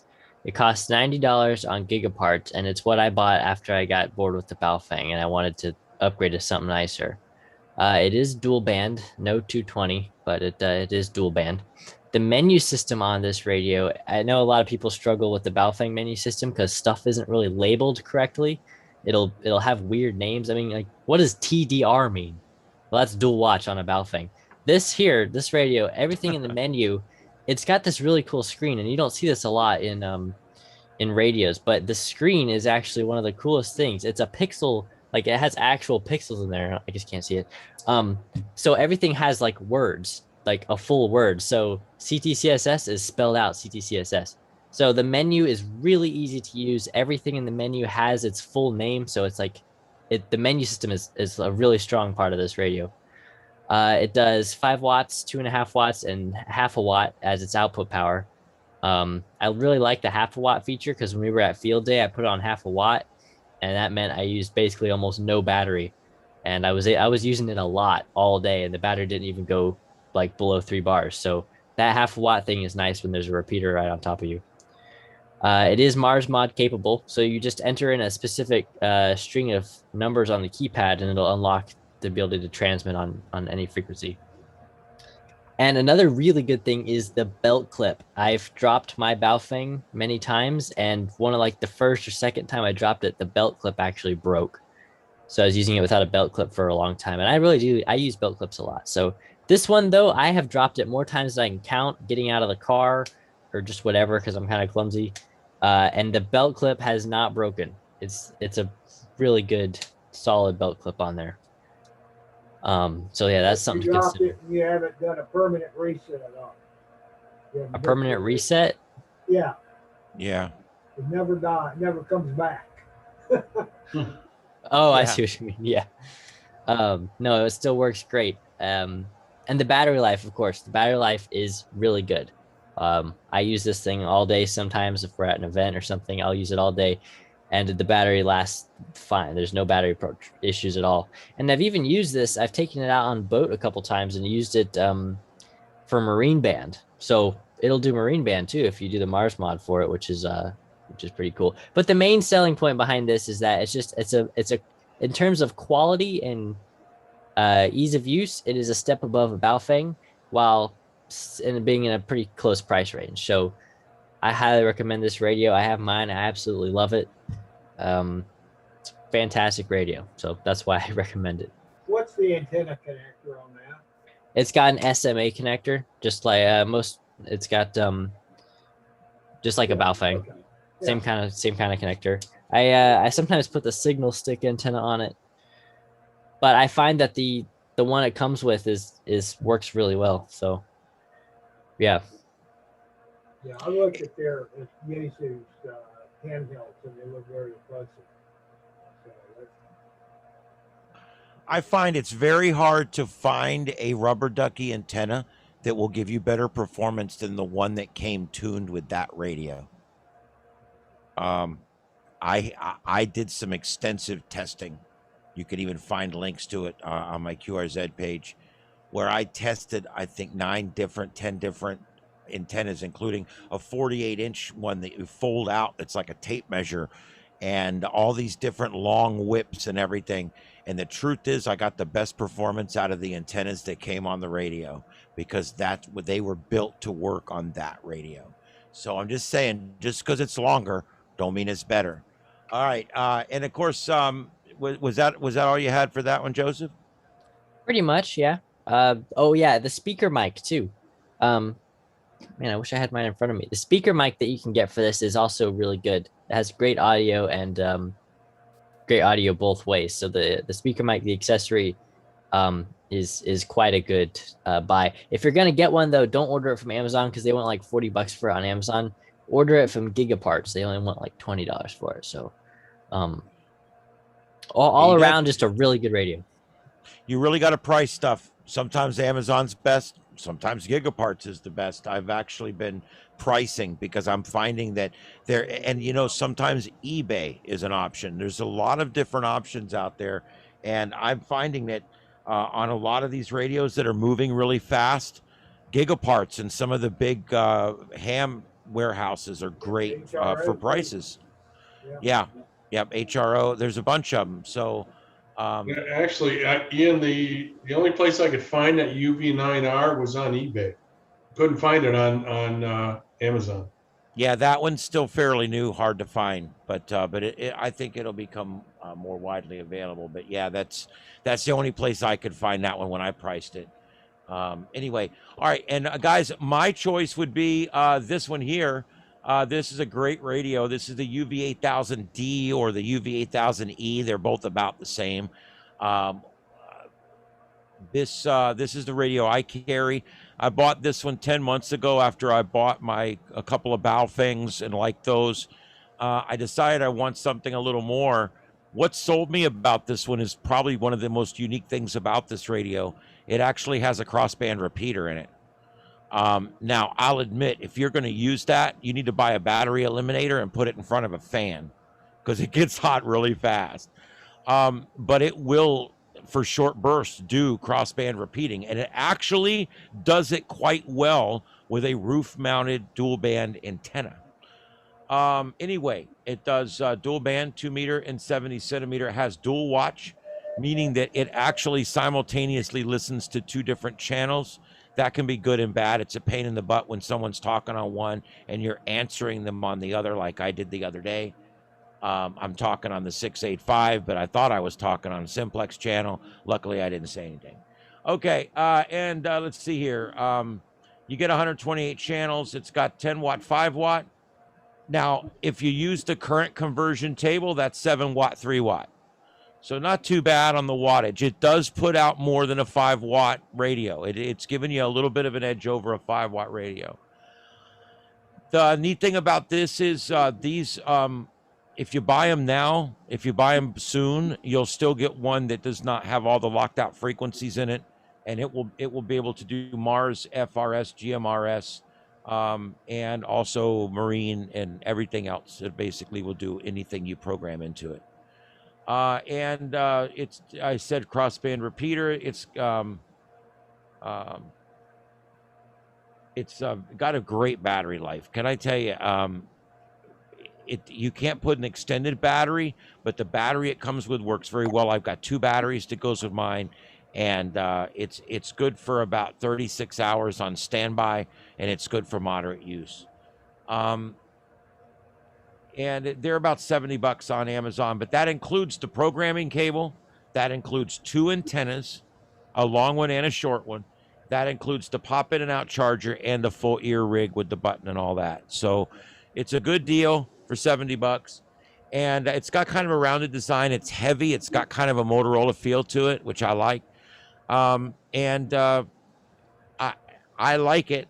It's, you can go $10 more and get a Yazoo. I admit it. The difference is this gives you full features. Do you need those features? Maybe not. I'd go with the Yazoo. I mean, it's one of those things. Both these radios are amazing radios. So you just have to decide what you want. If you don't need the crossband repeat and you don't need the dual watch and you don't need a little extra wattage and you don't need it, I'd buy the Yazoo. I think that'd be the better deal for you. Oh, they Anyway. the Yazoo. Yeezu. What do you want me to call it? Yazoo. I It always can pronounce actually it wrong. it can act the one I said. It can do dual watch.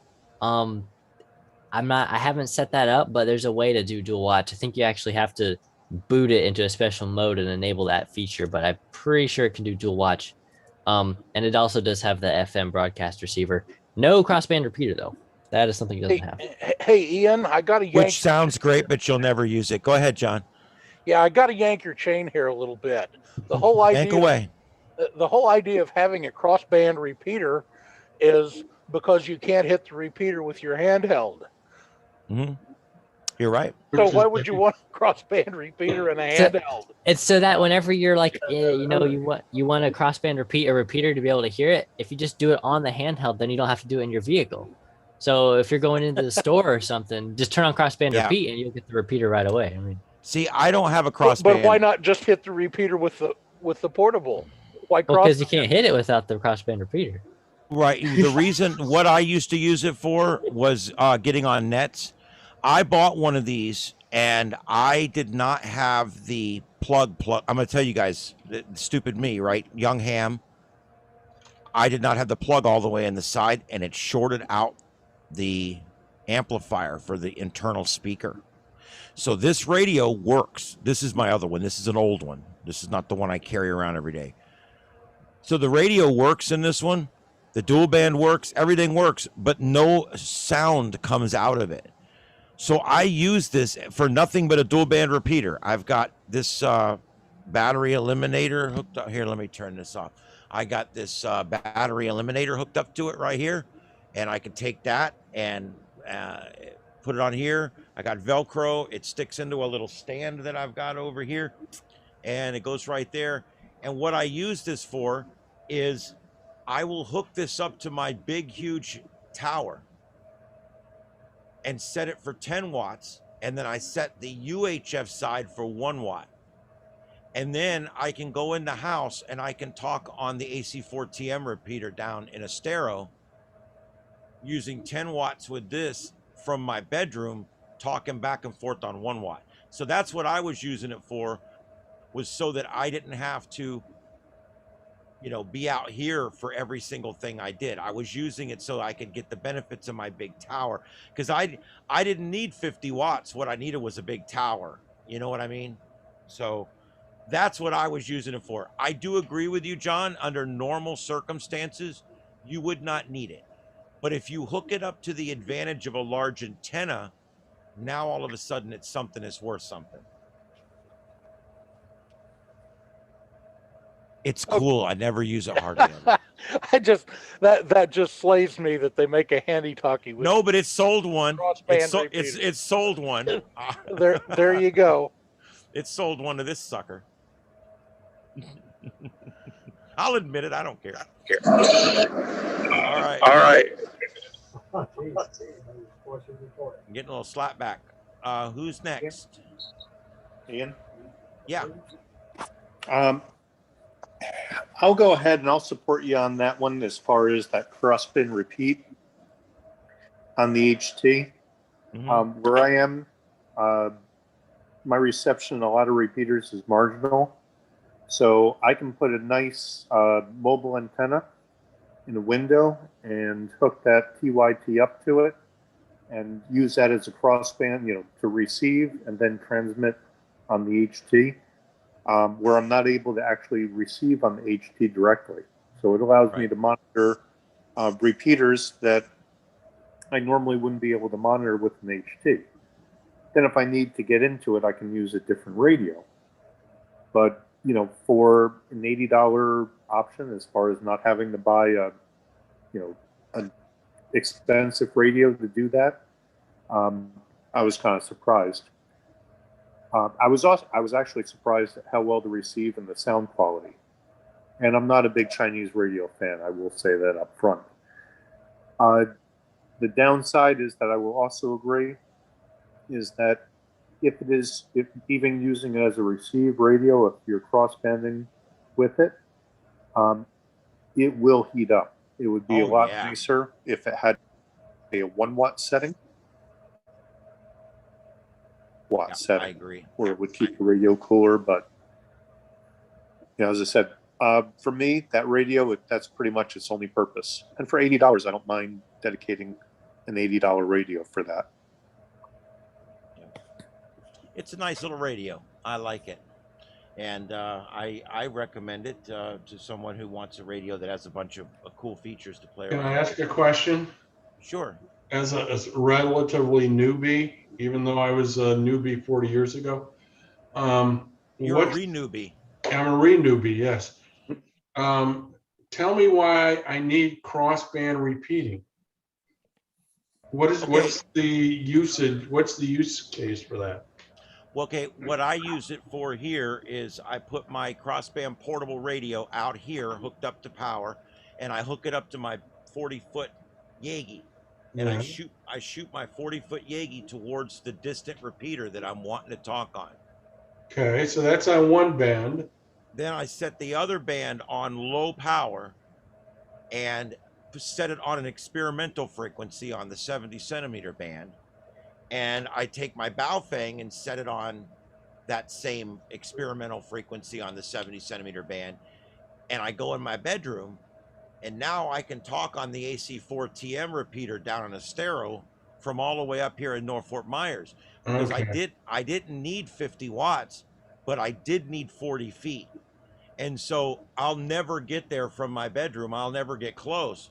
But if I can get out here to my 6 or 7 watt Chinese radio that's able to use my 40-foot directional beam, yeah, it gets me where I'm going. And the UHF probably comes out up there and goes everywhere, but the tuning is good enough. It's like a SWR 2-to-1. It's not bad. The lobes are horrible, but who cares? I'm in my bedroom. All I got to do is get out to the tower outside. You know what I'm saying? And I'm getting coming into my radio. Okay, so you're on one band. You're connected to the repeater on one band. So and now you're connected to the radio from another HT on a different band. Aren't you also transmitting on that other band? Yes. Okay, yes. So you're transmitting on two frequencies at the same time. Yeah, I'm transmitting on 70 centimeter. No, not really. No. Well, no, I'm transmitting to my crossband repeater on 70 centimeter. Then my crossband repeater is then rebroadcasting my signal over 2 meters. Right. And then when that repeater has traffic, it then comes into my radio on 2 meter and then is rebroadcast to me back on the 70 centimeter. Okay, when you key up on 70 centimeters, aren't you also going out on 70 centimeters? Is I guess my question. Yeah, but I'm on low power. Right. Okay. My dual band is on low power, and I'm on an experimental frequency. I'm not on a repeater frequency. It's kind of like a hotspot then. Basically, yeah. Okay. Yeah, it's very low power. If you were literally a block or two away, you probably wouldn't hear much of it. Got it. Let me take a quick shot at this that might, John. That might simplify it a little more. Say you're in a building with an HT, and that HT won't hit the local repeater, but you've got a crossband repeat in your car, so your car's on that repeater frequency, and then also crossbanding to, say, a UHF simplex frequency. You can do very low power on that side of it because, you're only going from your HT in the building to the antenna on your car on that frequency. But you're getting that extra boost of 25 or 50 watts or whatever your mobile is to hit the repeater where you couldn't just on the handheld inside the building. Got it. Okay. And that's where most of us use them. The radio in my car does dual band repeat, and I've used it a few times. Like one time was doing talk in at a ham fest. We couldn't get out of the building on anything to hit the repeater to do talk in, so we did that, and I carried a handheld around inside the building, and if somebody needed directions, I could very easily give it to them. Got it. Okay, thank you.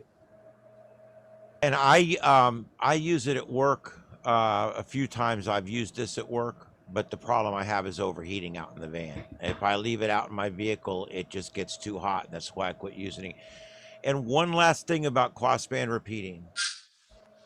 Be very careful if you're good. Do not use it technically on SARnet. You're not allowed to use it on SARnet. However, that being said, most of them can be set to where it only works one way.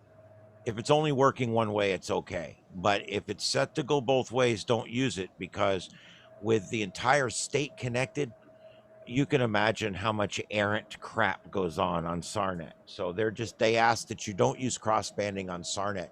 But I use it for just about anything else. I've checked in on the traffic net before with it. I've checked in on a bunch of net. And the newbie net I used to do all the time on the crossband, because it's down in Estero.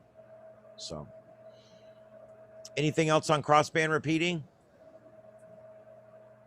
Pretty Crossband much repeating that. is kind of fun. Yeah, I mean, it's fun stuff because I use it every day at work. Turn the car radio on. That's actually how I was able to get those slow scanned TV pictures a couple weeks ago. I just had the car radio with the squelch turned all the way down, so it was just constantly broadcasting on very low power to my handheld on UHF. And then I had that plugged into a computer. So the car was rebroadcasting the International Space Station into my radio at home, or radio in the office. And without that crossband repeat, I wouldn't be able to. TV. Yeah, that's pretty cool. So I just turned the squelch off, so it was transmitting static audio for a while. Then the signal came in, but it's a very useful feature to have, and you just can't break in. And so if you try and link two repeaters together with it, they will sometimes key each other over and over, because when one stops, the other switches to transmit, and then with the squelch tail will key each other up infinitely. I've had that happen before, but it's very useful. I have successfully connected two repeaters together using two Baofeng radios, and I bought this. It was like $30. It has two plugs on it that plug in, and they plug into two Baofengs, and it makes them into a repeater. It's really cool. Course, you were doing that with the permission of the repeater owner. Of course, I was just testing. So, and since it was a UHF repeater, I'm sure nobody cares. But anyway, yeah. I actually would. We're looking eventually at doing a net where we hook some stuff together, and of course, we would definitely get permission for that. Let's see here. What else do we got? All right, let's open it up real quick because we need to move on. So let's open it up. Last call for any radios. Is there any radios out there that you guys want to talk about at this point that we've missed? Any radios, any band, or anything real quick that you would like to talk about? Okay, Ian, since you were talking about linking repeaters, and we talked about this briefly, I think last week or the week before, but I wanted to update everybody tonight. Lee County now has an all-star link repeater. Today, the W2PAX repeater down in Bonita Springs, 147-285, channel 25 on your recommended frequency list, was replaced with a newer repeater and linked to the All-Star network. Sometime in the next week, the Lehigh repeater, 147-345, channel 5, will also be connected, and they'll be connected to an All-Star hub. And this is kind of the testing phase, and once we see that that's going to work, we will probably add a couple of more local repeaters to that. The goal being to provide countywide coverage on one system. Now, if everything works as expected, they'll be moving some of the local nets onto those repeaters. One, so they'll have countywide coverage, but also so our snowbirds or you or I, if we go on vacation, can link in and still participate on the net. That All-Star hub not only will be All-Star, it'll also have Echo Link. So you can also come into it on Echo Link. The All-Star node number is 546392. The Echo Link node number is 709297. And like I say, sometime next week, those two repeaters will be linked up. And then depending on how that works is the timing of bringing more on. Rich Schneider's has done a lot of the legwork to put this all together. So if you talk to him on the radio or hear him on the radio, thank him because he's put a lot of hours in on this thing. Very nice. Hey, John, Yeah, can you give the repeaters and the nodes again? the repeaters are the W2PAX repeater in Bonita Springs, and that's channel 25 on our recommended frequency list. Okay. And that one is already linked. The one that's going to be linked up sometime next week is the 147345, and that's channel 5, the yellow repeater out in Lehigh on the Lehigh Regional Medical Center. And rather than publishing a bunch of different node numbers, they're running them all into one hub. And the number of that hub is 546392 if you're coming in on All-Star. If you're coming in from an Echo Link node, it's 709297. Okay.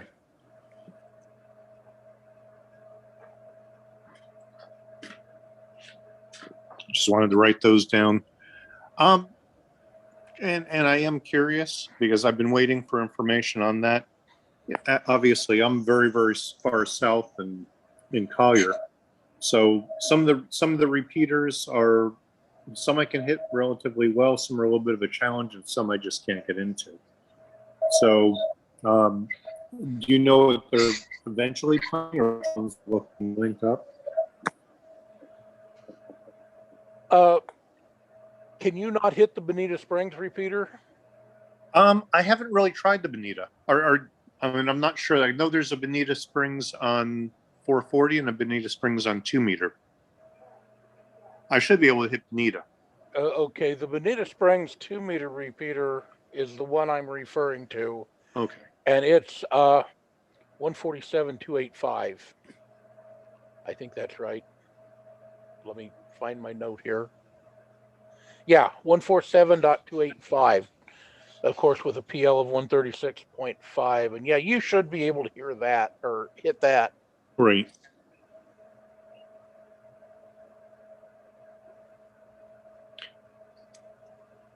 Okay. No, I was just curious. I've heard a lot of talk, and I know there's been a lot of progress on it. I just didn't know if there was a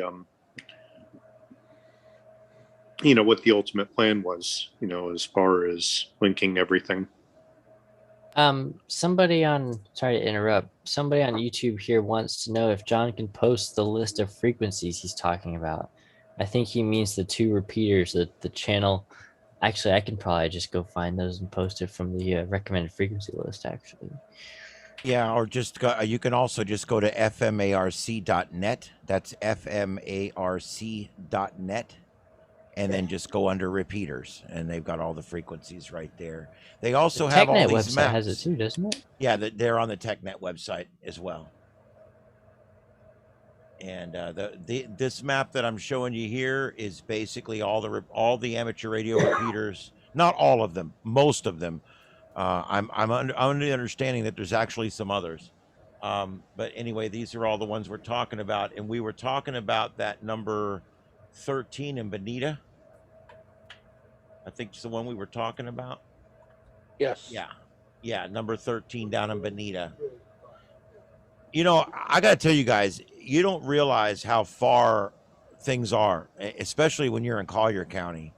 It's Collier County. You can fit 2 Lee counties in Collier County. So not population wise, but certainly land wise. And so I think it's important to remember that these repeaters, they're really spread out. And I'm really glad to that the club, that FMARC is doing this linking thing. I think it's really important.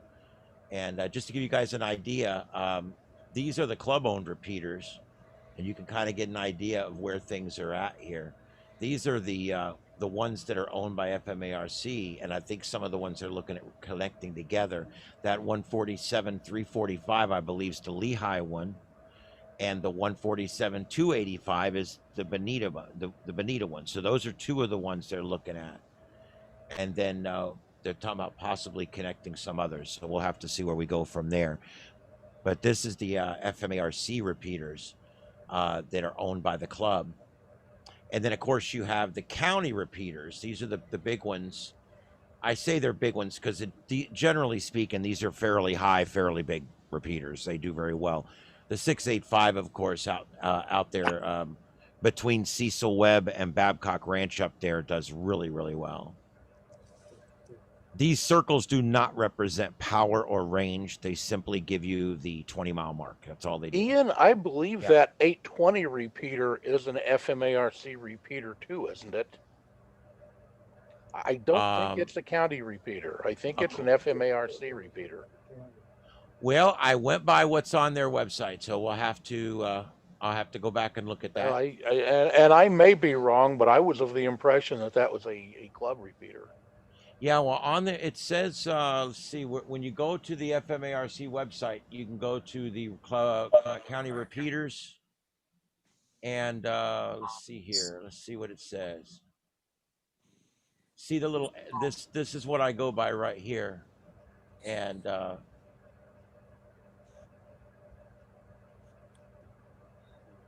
yeah. See, it says C for county. That's why I put it under county. But I made those maps for the club, so I can remake them if we need to. But I went by that.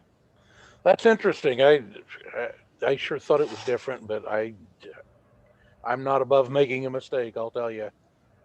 Well, and I'm sure it may be me too. I went by the letter that I saw under this here. So yeah. We have private repeaters, we have club repeaters, we have county repeaters. So and we have city repeaters. So Sanibel owns one. So repeaters can be owned by whoever. It doesn't matter. We're allowed to use them all. Okay, anything else on that? All right, let's move on. All right, let's get back here. The next thing I want to talk about, guys, before we get into the news real quick, is I want to remind you guys, we're working on a bunch of projects right now. I'm trying to get the first remote FT8 station up. I'm trying to get a number of different things. We've already got 4 Broadcastify feeds going now. We're trying to get more things online. So what we're asking you guys is, if you've got stuff laying around the shack that you want rid of, let me know. I've already had one person offer me an antenna, and I've got to go get back with them and get that. I've had 2 other antennas donated. One of those has already been put into use. I've had 3 computers donated. No, I've had 6 computers donated, 3 by Dan and 3 by Steven, W9GPI. And of those 6 computers, 4 of them are running 24/7 right now, putting out streams and feeds and services to amateur radio operators out there. They're either sending PSK data, or they're sending Broadcastify feeds, or they're hooked up as a WinLink node or Echolink node. So everything I get, we put into use here in one of the shacks, and we press it into service to service the ham radio community. And that's what I'm looking to do. So we're looking for anything that you have out there, old radios and receivers, pretty much anything. You may say, well, this old receiver, it doesn't transmit anymore, but it receives. I need those. We need a lot more receivers than we do transmitters, actually. There's a lot of projects we're doing where all I need is a good old HF receiver that can just sit there and receive one frequency. That's all we need it to do. So if you got anything like that, let us know. Computers, I'm looking for old computers that are Windows 10 would be best, of course, but I'll go all the way back to XP.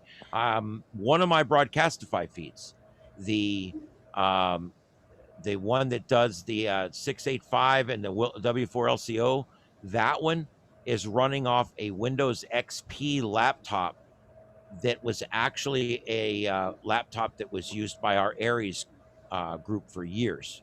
And it's now been put back in service, feeding feeds out so people can hear them. So we're talking about a 12 or 14-year-old, 15-year-old computer. Yeah, and I've got a couple I can give you. Okay. Yep. Get with me. Let's email me or remind me. I'll try to remember to get with you right after. We'll get it together. No rush, but we'll get together and we'll do that. I really appreciate it because, like I said, I put the stuff back in service the best I can. I'm also looking for towers, antennas, cable, connecting equipment, and anything ham radio.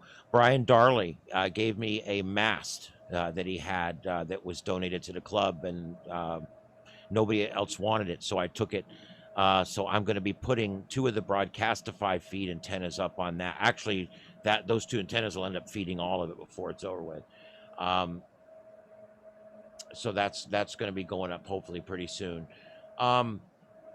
Many of the projects involve services provided to ham radio operators or the general public.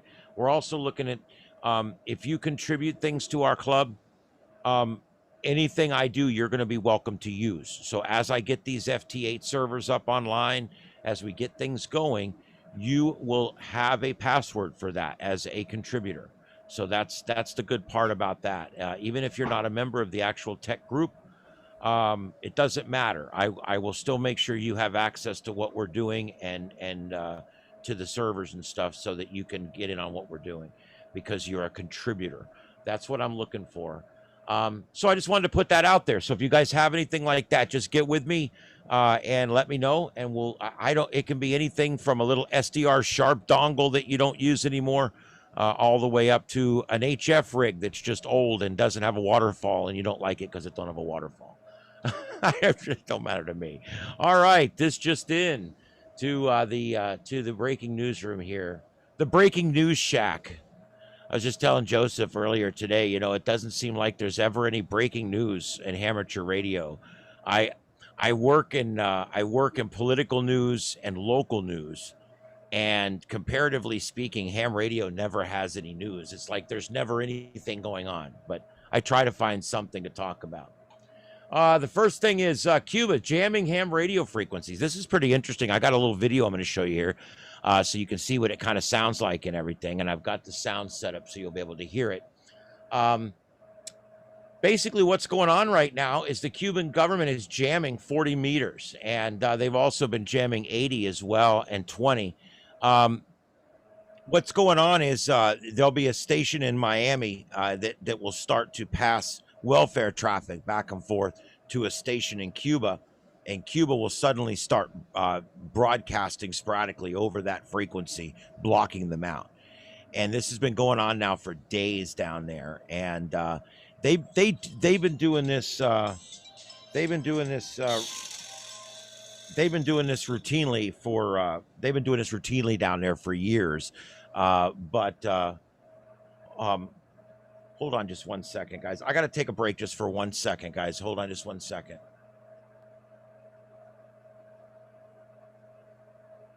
They were jamming a certain radio station, like Radio Marti or something like that, which was giving them news. And so they've been jamming that one broadcast station for a long time. But it's just now they've started doing the ham radio stuff. And here in Florida, actually, you can hear it. So if you go on 40 meters, you can see it on the waterfall and you can actually hear it. It's pretty weak, though, so it doesn't mess us up too bad. But sorry about that, guys. My mom is staying by herself in a cabin. She's 76 years old. She drove by herself to her cabin, our cabin in the mountains, and she's staying there, and she's got weather moving in. I don't normally interrupt the net for a phone call, but I figured that one was okay. I thought maybe she took down a bear or something. Yeah, we are up in the mountains. We're up at about 3,800 feet on the side of a mountain in Blairsville, Georgia, just south of Murphy, North Carolina.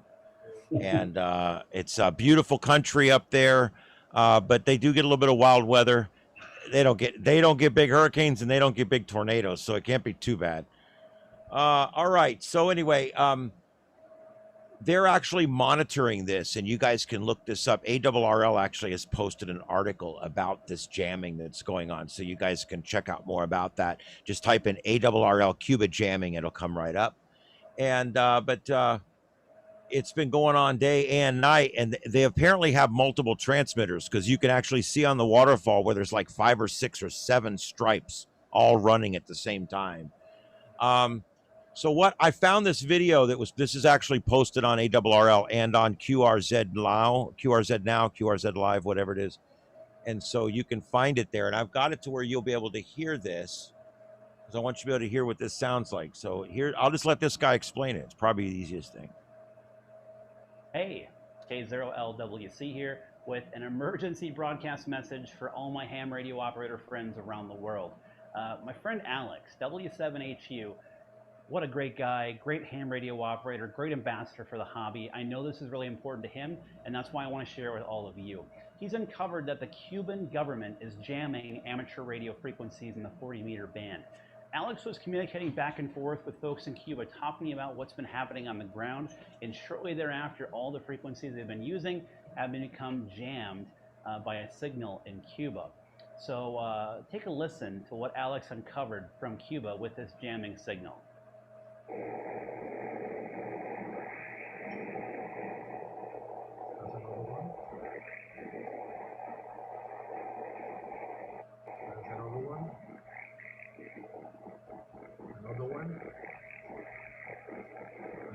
That's in 130. That was the first frequency that we used. That was the first frequency that we used to talk on Sunday when we heard the news that the Cuban people went out to the street. Now, jamming isn't new between the U.S. and Cuba. I can find reports back to the 1960s of Cuba jamming U.S. broadcast stations in Florida. Fast forward a little bit further ahead, think about the Cuban Missile Crisis. President Kennedy was crafting messages that they were broadcasting, hoping to break through to people in Havana. That then Castro went out and got himself some high-powered shortwave transmitters from Czechoslovakia, put those in Cuba to then block transmissions from then President Kennedy here in the U.S. 1984, the U.S. and Miami brought to the air Radio Marti, which really, I said, provides a more unbiased and focused news on things like freedom and capitalism and the things that we enjoy in the U.S., hoping to reach.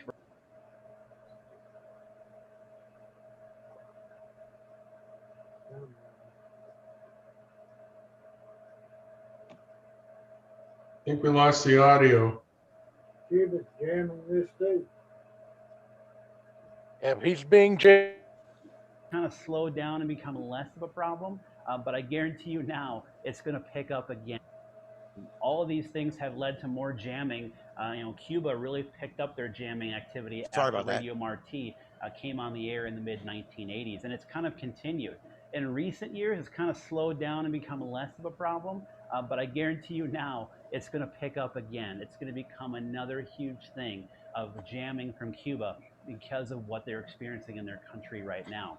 But if you're in Florida, this isn't really new. This isn't news to you because people are actually used to this. In fact, WINZ, I think it's 9:40 a.m. in Miami, they're actually only licensed for 10,000 watts at night.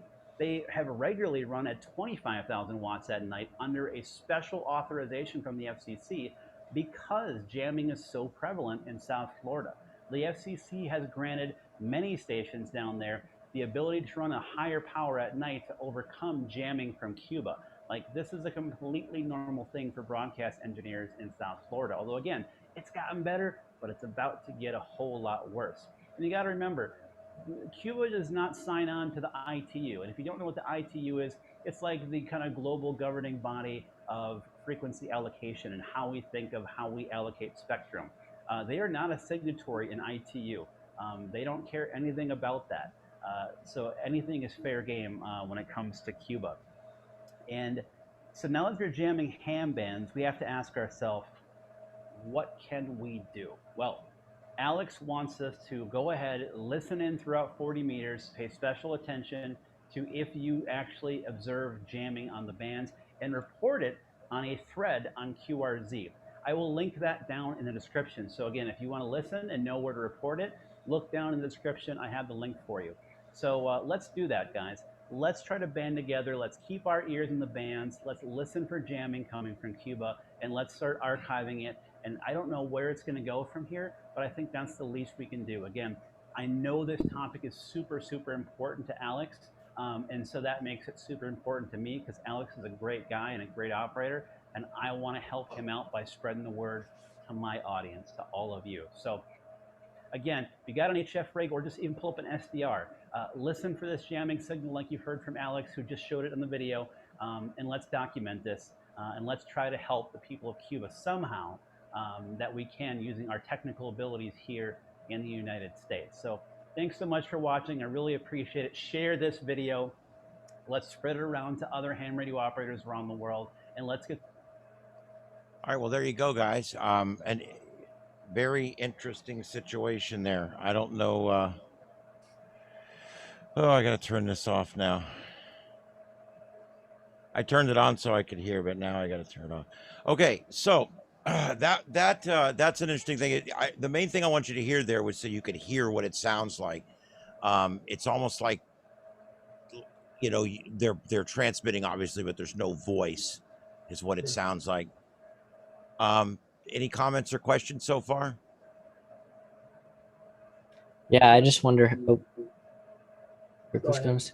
Go ahead, Joseph. I just wonder how much resources it consumes to do that. Are they going to be able to, if this were some kind of other event, if they wanted to just jam the whole band instead of specific frequencies, how many resources does something like jamming take? I mean, do you have to have a separate transmitter for every little section, or can they just jam it all at once? That's what I've always wondered. How hard is it to actually jam it? And it seems like it must not be that difficult if they're doing it already. They've probably got 10 or 20 or 30 transmitters that they're able to, that have 100% duty cycle that they can just turn on and leave on. And then they pick the active frequencies. What, from what it seems like is like, if they're sending welfare signals back and forth, or they're sending messages back and forth, all of a sudden it would happen on that frequency. And then they would have to find themselves again on another frequency and start over again. And then it would happen on that frequency. So it's something where they're basically chasing them around the band. Because like you said, I don't think they can jam the entire band. That would take some amazing amount of power. And that antenna I showed you guys probably 2 weeks ago. I don't know how the heck you would do it. I mean, that would be something crazy. But they are selectively jamming frequencies. So anything else? I just thought that was interesting. We're all down here in South Florida. I mean, we're close enough that we should be able to see this on our own waterfalls. So just thought I can see it. Yeah, when I go up there to the 7300, I can see it on there. It's weak, but I can see it. Is anyone listening now? Because they're jamming now. They're talking. 7.102 right the way through to 7.167. Isn't that amazing? It's going on right now. Right now. Yeah.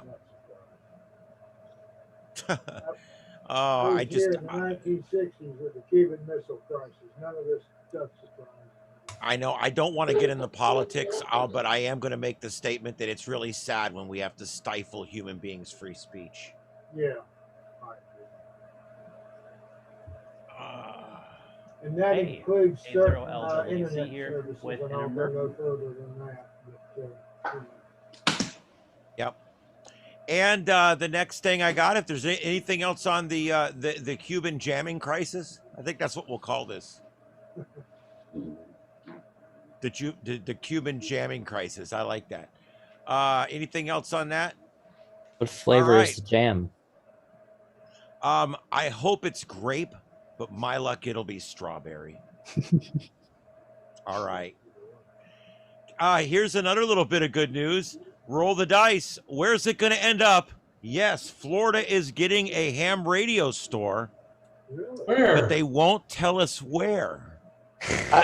It has been published. It has. They have Where? revealed it's in, I think the name of the town is Winter Park. It's Okay, a, that's near Orlando. a little north of Orlando. Oh, Well, that kind of It's kinda sucks. helping us. northeast of Orlando. Well, that's stupid. They came out and said we're not putting it in these 4 cities, and they included Orlando, so they put it in a suburb of Orlando. Exactly. Yeah, was that a government organization? Oh no, wait, it's a ham radio store. Well, there you go. Yeah, I searched everywhere back. I put this slide together this afternoon, and I searched everywhere and couldn't find where they had announced it. This was the last thing they had on their Facebook page. I think they just publicized that today. Yeah, so there you go. They got me between show prep and show.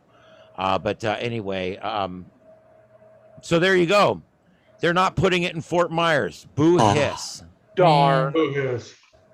Boo hiss, boo hiss. And I was polishing up my resume. Yeah, well, and I was going to put down the Amazon card for a little while. They used to have a store there called Amateur Electronic Supply. Yeah, I remember AES. I bought a lot of stuff there. Yeah, they were out of Wisconsin, and HRO bought the Wisconsin store. So I'm not really surprised at this at all because it's just centrally located in the state.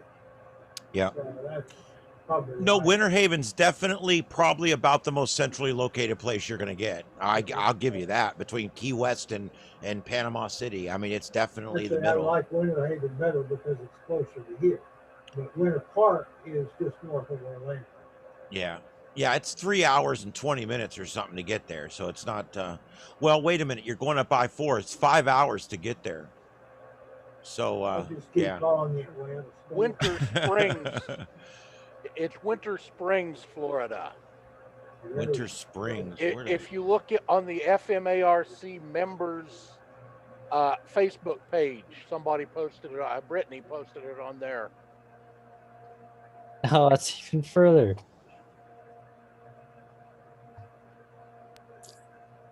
That is a 3-hour drive, man. Yeah, but you've got a big car, so you can load a bunch of us up and take us up there. Yeah, pack y'all into the van. Let's go. Oh, yeah, that's way up there. Road trip. Oh, Just that'd be kind of stop fun. at Disney World when you're over there. Oh. Yeah, Disney World is like 40 minutes south of this place. It's down here.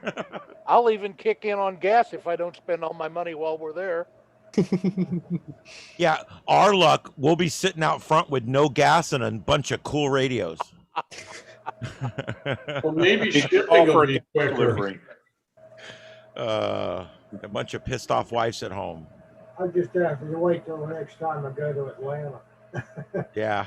I know where Buford Highway is, so. Well, I hate to sound like the rookie. I've never been in an amateur radio shop in my life. Really? Yeah. I mean, I've been in a Motorola repair shop and a CB shop. That's about as close as I can come. Yeah. I've been in several of the ham radio stores, and they can be a lot of fun. Oh, yeah. Oh, I can imagine. HRO in Atlanta was a lot of fun. Yep. That's what we call the candy store up there. And those guys loved me the last time I was in there because I bought my 991. I bought a little Tar Heel 2 for my truck and a whole bunch of other controller for the Tar Heel 2 and a whole bunch of other stuff. And That's a nice bunch. so they got me for a chunk that day. All right. Do like a field trip down there. Well, Yes, let's sir. do it. We'll have to stop and do POTA on the way or something.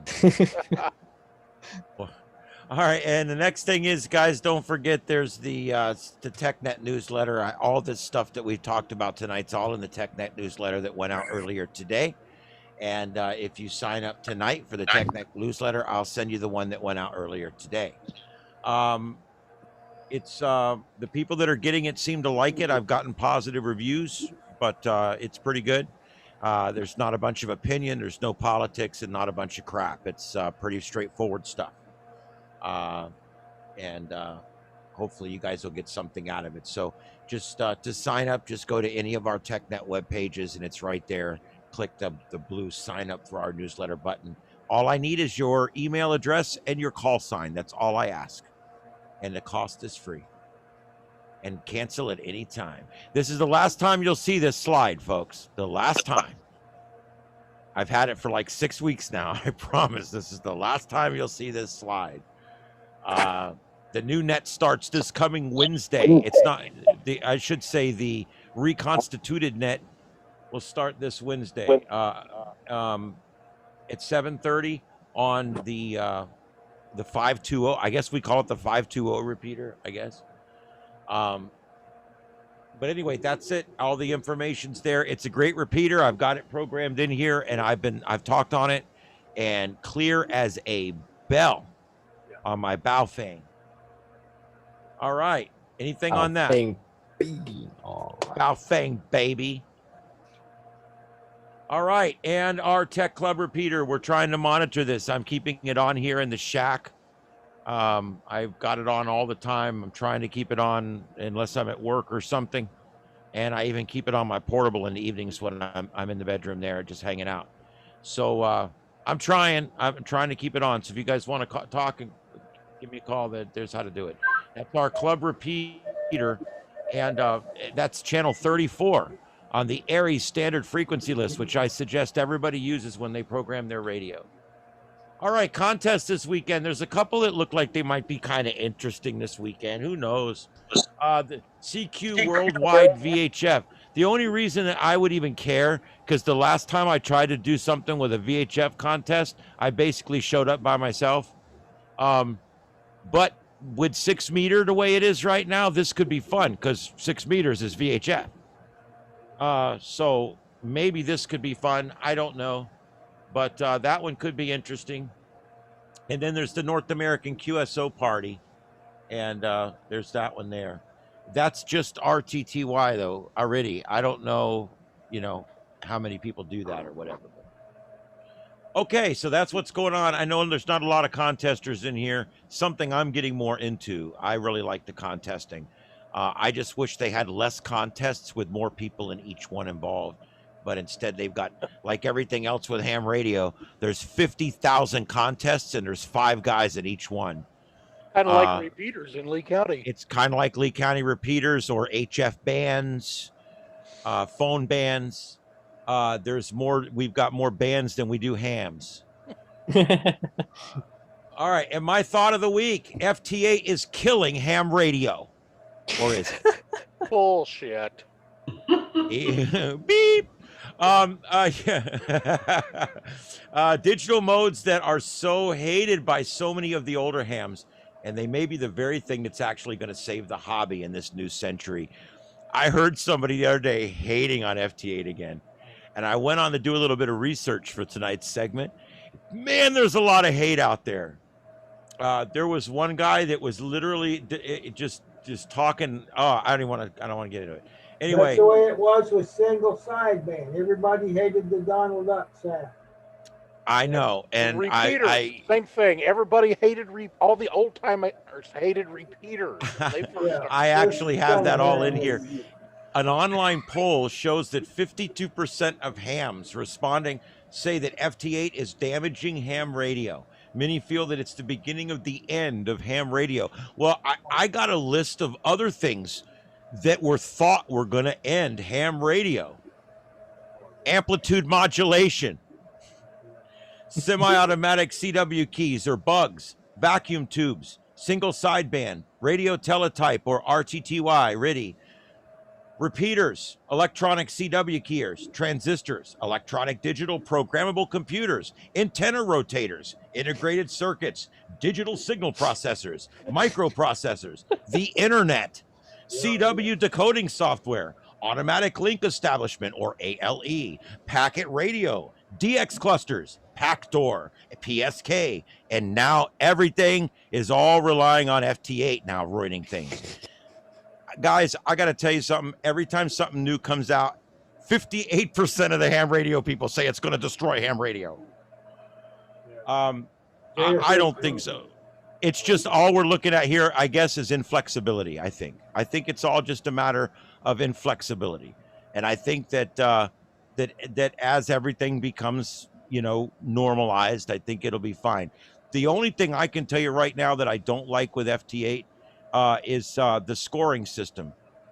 I think that FT8 should not be. I think phone contact should be worth twice what an FT8 contact is worth.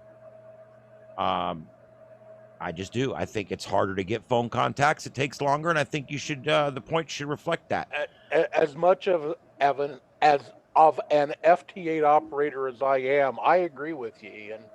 Yep. I think FT8 should be 1 point. Phone should be 2 points. CW should be 2 points. I mean, let's look at the FT8's easy. Let's give it less of a point value. We want people doing it, but we also. I thought the phone was less. There was a lot less people on phone than I thought there would be for field day. You know what, Ian? I can't recognize your voice on FT8, so I don't know what you. I don't know. Well, same thing's true as CW. It's true. Yeah. Yep. Ham radios are. Well, and they're like, well, FT8, it's not conversational. Well, if you like conversational, there's JS8 call. Right. Which is just FT8 with a text program attached to it, basically. Yeah, there's FL Digi. There's modes in there you can use. So I don't know. It's there. I will admit it's a little scary when 80% of the time people spend on their radio now, they're spending on FT8. And it does suck because someone like me that got into it, that I'm a phone guy. I love phone. I've talked on the radio my whole life. I like talking on the radio. Ain't a lot of that no more, at least not on HF. Do you notice on FT8 though, like especially on 20 meters, when the band's rolling, it's the same stations. Oh yeah. Over and over again. The other night I went to 40. I have a bad noise floor here on 20. So I can use 20 and I do okay on 20. But like when I go to 40 in the evenings, man, 40 is I'm like a firecracker on 40. And I'll get on there and sometimes I'll have that screen, it'll roll. There'll be 33, 35 contacts that it's, transmissions that it sees. You've already hit. And every single one of them is grayed out because gray's my color for I've already hit that person on that band. And you do get to the point where you've kind of saturated what's available out there and you kind of have to wait. I will tell you, I'm trying more exotic bands now, like 17, 15. Anytime they're open, I try to get on there. And I want to get on 60. I hear 60's interesting. But 30, I got on 30 the other day. It was running really good. And I was able to get some really good contacts on 30 because even though I already got all these people on 20 and 40, I hadn't got them on 30 yet, so I could still get them. So, but yeah, I do find that. But I also know that every day there's new people coming on, and every day there's people that have been doing it a while that kind of are falling away a little bit. So I think there's some new blood. I've yet to go on and just not be able to find anybody to QSO with in 5 minutes. Usually there's always a few stations I haven't got. So, and the colors, the way the lines come up, the colors, I just love that. And I got my alert set, like when I'm on 6 meters, there won't be any new people for 3 or 4 or 5 minutes. So I set my alert and I'm doing something else over here, and all of a sudden it'll go off and it'll say, alert, 6 meter contact. Because that's what I typed in there for it to say. Sometimes I type in stuff like, I'll type in, my wife is beautiful. Or whatever, and it'll say that. Or Ian's wife is so tolerant to put up with this radio crap. But you can type in whatever you want on the alert. And it alerts me, and then I immediately look over and I hit it, and I'll get that station. So I can work FT8 for hours, but my transmitter is not really working that hard because I've got to the point now where I'm not just sitting there working and working and working. I'm literally waiting for a station to pop up. Now, let's say I'm on 20 and I'm just half paying attention, or I'm 40 and just half paying attention.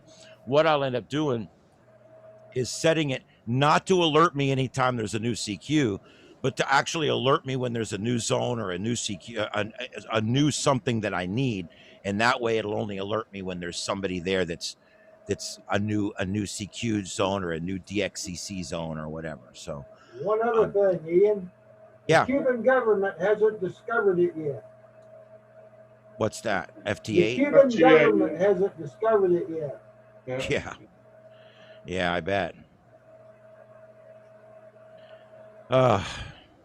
What I feel so bad for those people down there. Yeah. Oh man. Anyway, here's just a few facts for you guys, and we'll move on. Club Log recently showed that 80% of HF contacts are made using FT8. If you're not on FT8, you may be getting very lonely out there.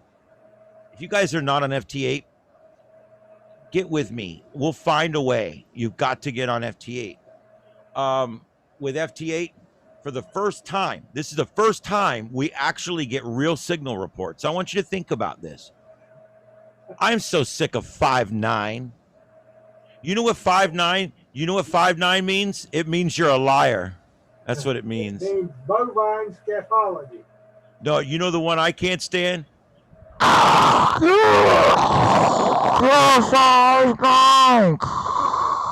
you're 5'9" too. What kind of crap is that? You're 1'3" and he's 1'4", okay? Anyway, all right. So I hate the whole 5'9" thing. It's bugged me since I got my ticket. So I like FT8 because it actually gives me a signal report. And when I see and I connect with you in Delaware, I can see what my signal strength is. I can see what I'm getting. So to me, the signal strength means something. So you can say, well, FT8 actually doesn't send that much data. Truth is, it sends something nobody else actually has been able to do up till now, and that's an actual truthful signal report. In conclusion, I think that the mode itself is not bad. It's good technology. I think that it's not detrimental at all to amateur radio. I do believe that there is a mindless component to it, and I think that we as hams just need to not make it a mindless thing, and we need to do it right. Even when I sit here and put the alert on, I still have to look over real quick, adjust the waterfall, double click on the thing and get it out in the first 3 seconds, or it'll never happen on that rotation. There's a lot of skill to it. FT8's something for younger hams that maybe they'll find interesting, and it's that could be a huge benefit of the hobby, because anything we can do to get people interested is big for the hobby. And we got to capture these newcomers. We got to get their interest. We have to find some way, and anything that connects to the computer seems to interest them. And and the last thing on there, this is a little controversial. One of the huge features driving FT8's success is the ability to avoid awkward conversation with ailing hams, bad actors, and grumpy old men. So basically, the best thing about FT8 is the worst thing about ham radio. Hey, now I resemble that remark. Yeah, so do I. The Cuban jammers haven't learned it yet either. I'm that guy that's like, I want to talk to somebody. I want to talk to somebody. I want to talk to somebody. And then I get them on there. I'm like, hey, you there? Yeah. God, man, I wish I didn't have to talk to this guy. But you're 5'9". You're 5'9". But no, that's the thing. So that's why I say the best thing about FT8 is the worst thing about ham radio. And that's that I think a lot of us are recluse. I know I am. People are like, you're not reclusive. You got an amateur radio net on Friday nights. You produced the big drive show in town. You're on the radio all the time. No, I'm a recluse. I don't have a lot of friends. I don't do a lot of stuff. You guys don't know. I'm pretty reclusive. And so I'm not the first one. Sometimes I'll sit out here for hours and I don't want to talk to anybody. So I understand that. But I also think that if we take all the conversation out of ham radio, what do we got left? Yeah. Any comments on FT8 or any of this? Yeah, it's All right, cool. Yeah. All right, guys, I'm looking for co-hosts. Joseph and I are looking for co-hosts. We're looking for anybody that wants to bring something to the net. Specifically looking for anyone right now that can come and show us FL Digi. Looking for someone to bring and show us JS8 call that can demonstrate it for us. And I'm looking for anyone that can also bring and or demonstrate any other amateur radio skill or band or method or technology that they can bring. I want to get this as diverse as we possibly can. So I ask you to please, if you have a specific skill, a specific thing you do, I don't care, you don't know anything about radios, but you're good at soldering. I would love a class on here for one night where we can watch you teach us how to solder, because I suck at it. And there's a lot of things like that. So I'm looking for anything. It doesn't have to be fancy, doesn't have to be long. It can go we can go 3 consecutive tech nets and continue it 3 times. Or it can take 20 minutes and we're done. And we're going to make it one little part of one show. So it doesn't matter how long it is or what it is. I'll make your slideshow. I'll do most of the labor. All I need you to do is help me and bring your expertise so that we can bring the best information we can get and bring it to everybody on the net. So that's pretty much that. And of course, all the normal resources are available on the Southwest Florida TechNet website. I'm continuing to add things to that website all the time. And the hurricane page is now doing pretty good. And so just keep that in mind when you're looking for any kind of propagation resources or anything. All right, and I believe that's going to be that. All right, is anybody have anything else at this point? I'm done. I put it in the chat window, but everybody mark your calendars for the Southwest Florida Ham Fest, January 21st and 22nd, and Winter Field Day the following weekend, January 29th and 30th. Plan now. There you go. Set your calendars on January. Yeah, we got friend, the doctor down from Naples. He's in the YouTube chat. He's saying stuff about the Cuban thing going on, and apparently something similar happened in 1994, but it was like a lot worse, and it may happen again, is what he's saying. I don't know if you've been seeing that. It's going to be interesting. I'm telling you guys. You know, monitor if you can hear the guys talking out of Miami down there and doing health and welfare messages, monitor them and listen, and you'll hear them get wiped out. So I haven't heard it myself yet, but I've talked to 2 people that have heard it, including Joseph, and I've also heard it online. So it's happening out there. Yep. All right. All right, guys, we went 2 hours and 45 minutes tonight, so not a record by any stretch, but we did pretty good. I don't know if we want to beat that record. Right. Yeah, I'm not sure. Oh, we've gone 4 hours before, so. Oh yeah. Yeah, this is nothing. All right, so if there's nothing else, I'm going to go ahead and end the YouTube feed. So last call, is there anything else out there?